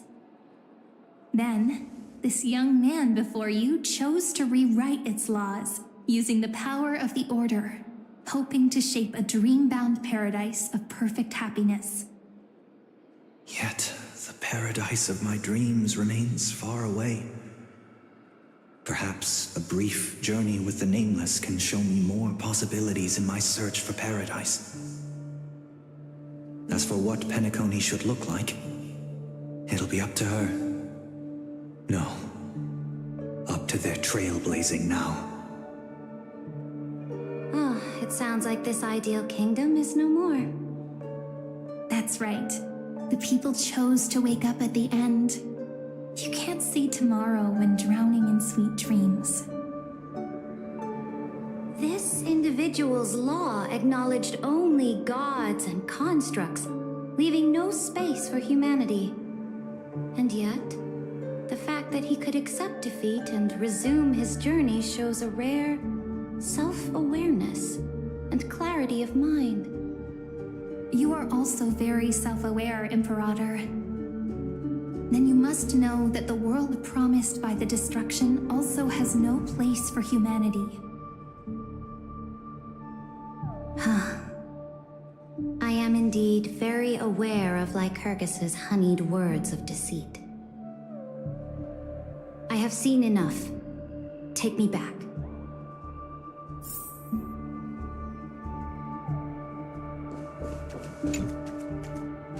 Then let's wrap up this trip down memory lane with one last scene. This absolute wonder. Isn't it pretty? That's our Emporius.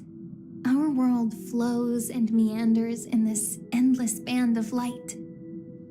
Though we were born from the designs of the gods and are not yet truly alive, the Chrysos heirs of Emporius still chose to stand against fate and carved a legend no different from that of humankind. Will you really renounce the heroes in this world's previous 30 million cycles, Imperator? Including even yourself. Will you bow to brutal destiny and allow that puppet master named the destruction to have their wish? I know what you want to do, Sidekick. You want to use that Deliverer's memories to influence me and tilt the scales of law toward him and the two geniuses. You really saw right through me, Imperator. How can one rule an empire if one is incapable of understanding people's minds?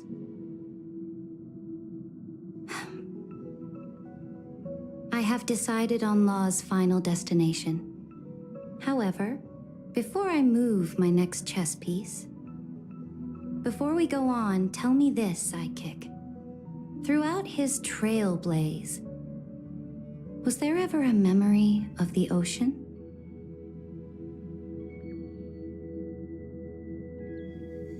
The ocean.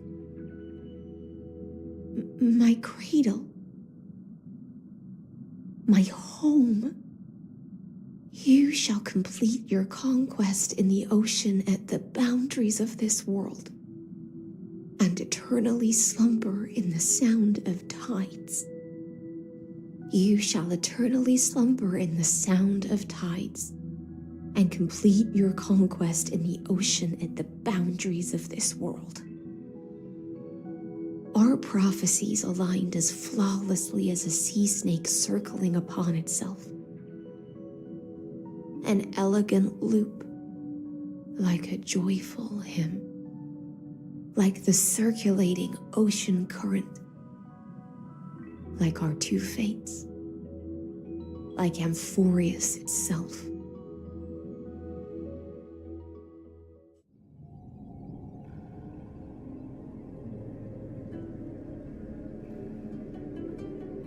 The trial is over. So tell me, who will own the divine authority of law? I won't give it to anyone. What? I am the law. Why should I give my imperial crown to any other? Both the Deliverer and the Theoros came from beyond the sky. They have no right to interfere with the lands I conquered with my own two hands. The law of Amphorius shall be determined by Amphorius's master. What exactly did you see in the trial? Everything. I saw everything regarding the rules of this world's operation. I saw the laws of extrapolation that Theoros spoke of. I saw the ultimate protocol. As long as I offer a sacrifice of equal weight, I can rewrite the laws of this world according to my will. I can turn good into evil, ugliness into beauty, and weakness into strength. Fate gave me a very fair deal. One rule change for the life of one demigod. What are you planning to do? You can't guess. We can conquer the stars without relying on any power from beyond the sky. We just need to make some reasonable sacrifices. Your ambitions have already made so many people give up their lives for the law. And you're still not done? I am determined for Amphorius to stand on her own 2 feet among the stars. You are beyond reason. You think such a simple and hypocritical statement can justify your atrocities. There's no new without destroying the old. That's what you consider an atrocity? Ironic, for that is also the unchanging law of Amphorius's revolutions. Ever since the Flame Chase prophecy resounded in the distance, fate has decreed for the Chrysos heirs to ignite our blood and illuminate this dark age. People would still be puppets of the old dynasty, if it weren't for my conquests. But your world doesn't seem to be any different from your predecessors. Bloodshed, tyranny, oppression. You're making the same mistakes they did. Go and see everything for yourself. Go to any library I've built. Go listen to the rumors on every street corner. Go and witness how the Imperator crushed the old laws and forged new ones. Go and see what my conquests brought to this world. I cleansed the Chrysos War's filth and mended all the conflicts left by the Era Bellica. I restored Akima's might and allowed mortals and Chrysos heirs to face each other as equals in the Council. I punished all sins and rewarded all achievements. I smashed Talantin's shackles, united humankind to save themselves, and started the Flame Chase era. That's what the Imperator has done in her glorious life. So now, hearken to my final words. History will eventually forget Ceridra, but it will never forget the Imperator's people or the Flame Chase era she began. Final words?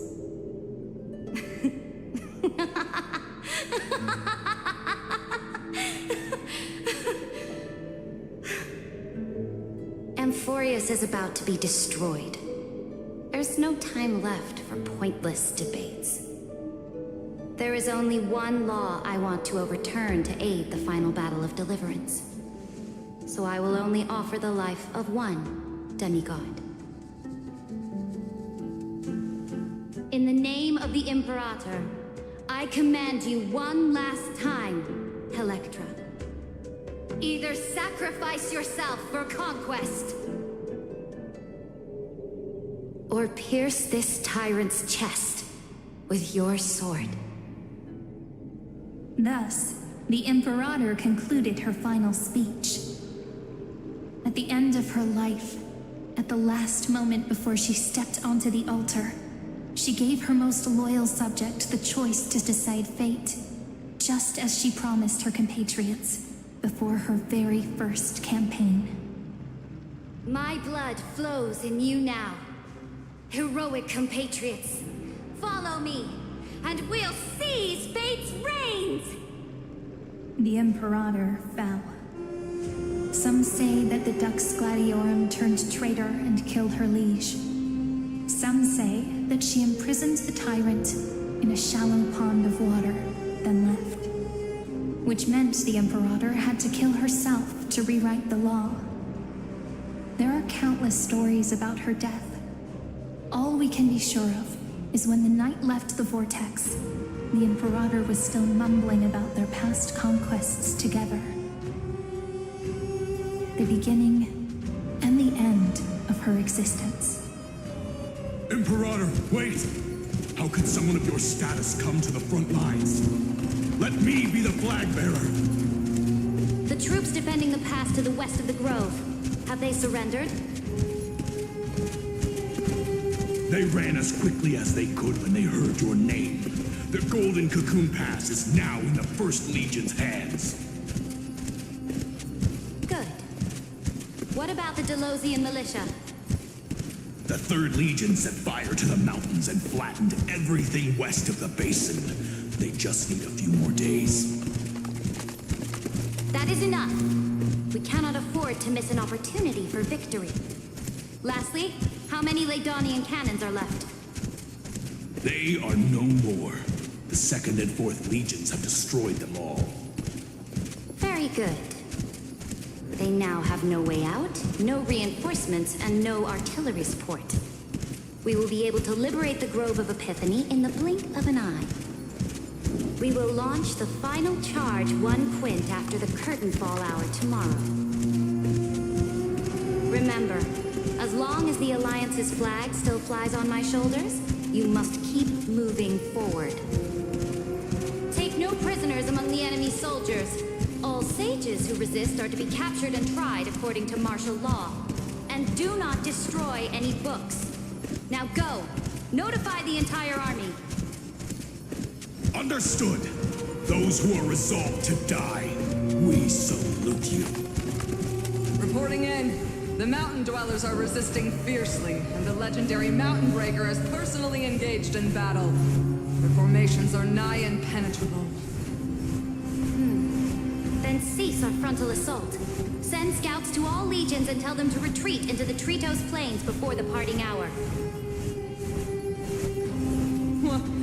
Are you planning to surrender? It's a strategic change of plans. The seismic walking dragon is enough for that battlefield. Walking dragon? You mean that stupid beast, Terravox? What can they even do? Stupid? No. They are the wisest of all of Georios' creations. Only they can perceive the currents of time. Let them deal with their earthly brethren. We will advance and take the lead in defeating what remains of our enemy. I will deliver the most fiery retribution for the humiliation they dealt us, and crown myself with a god-slaying wreath. Understood. I'll see to it. Those who are resolved to die, we salute you. The Temple of the Three Fates sent a letter, Imperator. They refused to surrender and said this letter is their last warning to us. Tell the commanding officers not to launch any attacks unless they receive the Imperator's handwritten approval. Disobedience will be punished by death. What are you doing? The priests of the Three Fates aren't soldiers, but politicians. Do not mistakenly believe they don't have a plan. These dying pests will wring out every idea from their brains, all for short-sighted gain. They are much shrewder than we are. I am inferior to them in that regard. They also have the prophecy to wield as a weapon, something I am not blessed with. Launching an unplanned attack will only disadvantage us, as all of Emphorius will judge our actions. Which means I will be heading to the battlefield myself, just as I have always done. This time, however, I will go alone. I will conduct secret negotiations to ensure fate is on our side. Understood. The legions will make their preparations. Those who are resolved to die, we salute you. Why are we not allowed to march out with the army, Imperator? This will be a long voyage with no return. Those of you who bear the prophecy cannot come with me. Why are you personally leading this battle if it's doomed to fail? The Flame Chase journey cannot be without a leader. That is correct. The Empire will be without a head when the Imperator falls. But remember, as long as you seize the right opportunities, even a chaotic game will remain winnable. My departure will create a long staircase for you. You will understand what I mean when news of my death reaches your ears. Saridra, is our journey about to be over? Destroy the old laws and forge new ones. My conquest has reached its limits within the borders of Amphorius. Since the prophecy already decreed that the Imperator would never conquer the stars as she wished, I will bow out here and try no more. More Chrysosairs bearing divine authority will be born, and many more heroes will arise. Will they demand peace or war? Will they resist tyranny or become the next Imperator? I do not care. The children of the future will decide for themselves. Do not mourn for me. Anyone can kill the Imperator, but the only one who can truly destroy her is Saridra. At the end, I faithfully recorded the most important battles in the Imperator's life. Her conquest was about to be completed at this point in the story. However, for some reason, a memory suddenly entered my mind just as I was about to put down my pen. It was a journey on a fantastical train. I had the honor of having a heart-to-heart conversation with the Imperator under the stars, and I asked her this question at the end of that discussion. How do you want history to remember you? As a hero who gave up her life for the flame chase? Or as a tyrant? She answered so quickly, as if she had made up her mind long ago. I would rather be forgotten than be defined.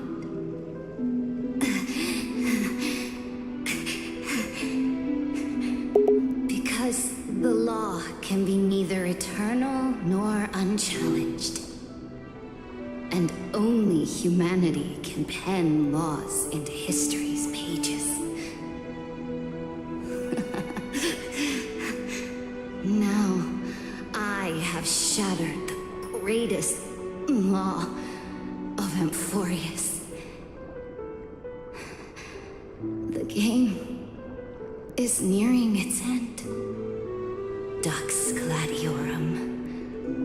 Even though you killed the Imperator in the previous 30 million cycles. This time, you finally found your own law. Then, High Sealants, Electra.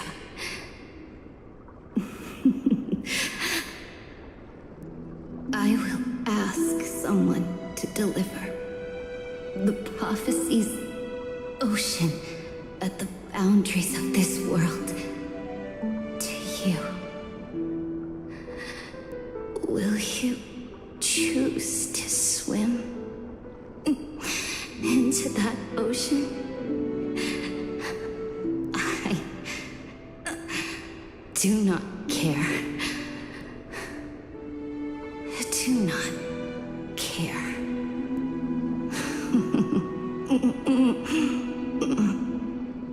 The Imperator muttered about her conquests, and news of her death spread in the city. Freedom! Liberty! The tyrant is dead! Go! Shout this news in the streets! My people, my fellow elders, do not panic. Stand your ground. That usurper has paid for her ambition with her life. People once cheered for my ascension. And now they cheer for my fall. No matter. I am fond of applause.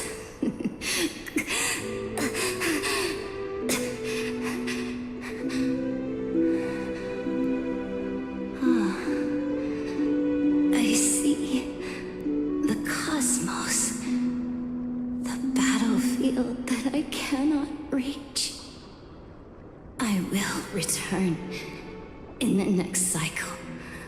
The stars will hear my legion's war drums. Hear the great name of the Imperator. Hear Amphorius's serene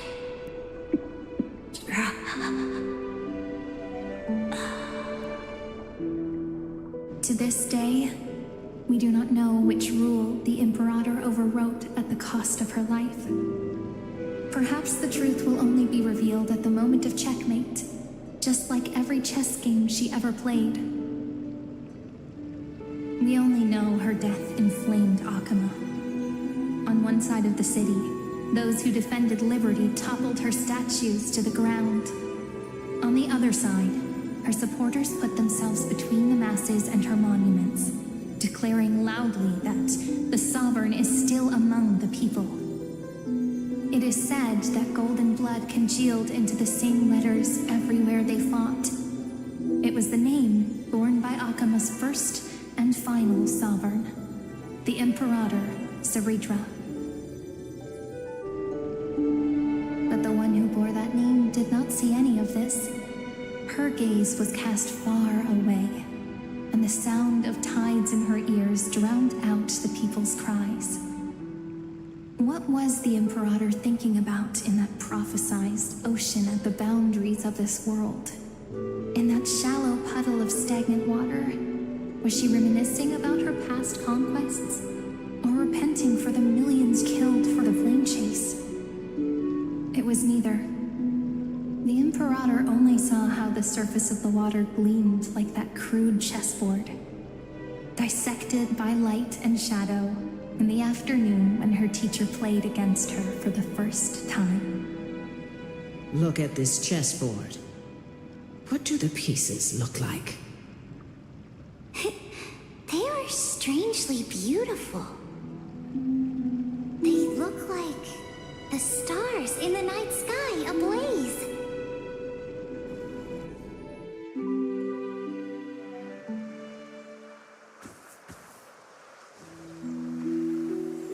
From that page emerged an ocean so vast, so pure, not a single trace of corruption. Is this Saridra? Electra, my subject. Ever since you walked out of the tainted ocean and pledged yourself to me, I have seen the abyss in your eyes and the emptiness in your heart. That was why I promised you a new ocean, where the Imperator's ambitions would serve as the currents, and loyalty would be its light. Electra, my subject. You have done your duty as my blade. The prophecy has now made its final decree on the road I intend to walk. My conquest is doomed to never reach the stars. But the Imperator never makes empty promises. So take this memory, this ocean, beyond the sky, as witnessed by the Deliverer. This is the final gift that the Imperator can leave for her subject.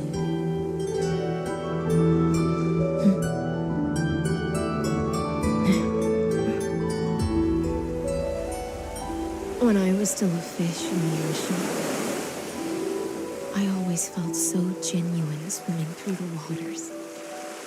But once I stepped onto land, I found myself caught in a play. Every land dweller wore a mask in their life. So I, too, donned a costume and tried to find my role in this show.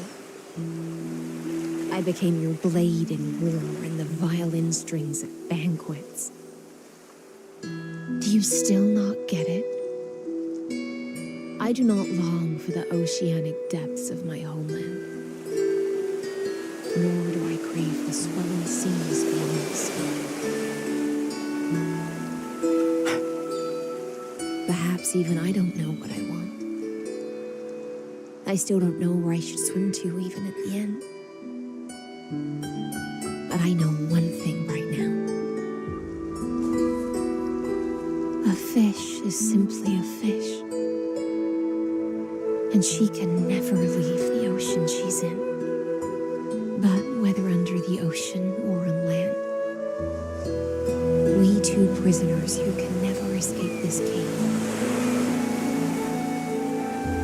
can still look outside the cave and see the stars.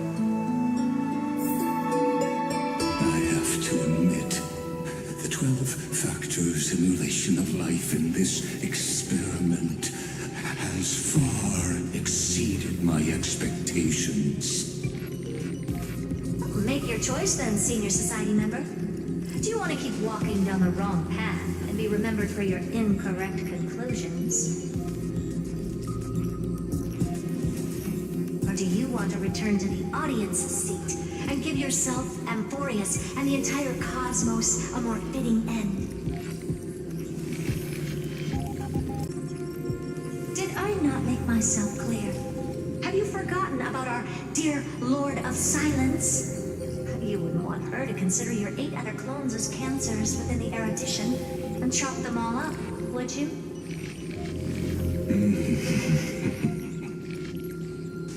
Your logical deductions are vastly different from mine. Therefore, allow me to provide one more academic recommendation. Listen, my peers. Why don't you look beyond this world, just as the Chrysos heirs did? Re-evaluate your calculations and take into account all enemies in the upcoming war among the Eons. Amphorius is not a place where 3 paths entangle, but where 3 paths fight to the death. You used Memoriam to resist me, but did you not consider the possibility that the Remembrance and their children might have taken this opportunity to join the fray as well?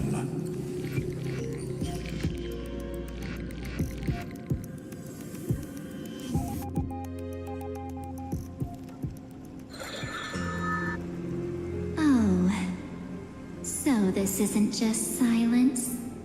It's the answer.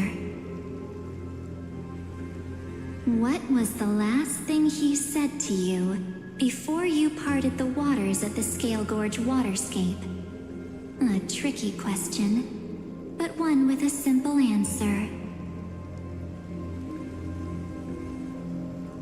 He didn't say anything back then, right?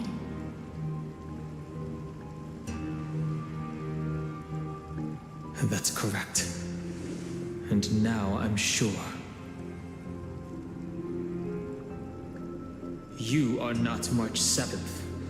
There's no way she would remember that detail.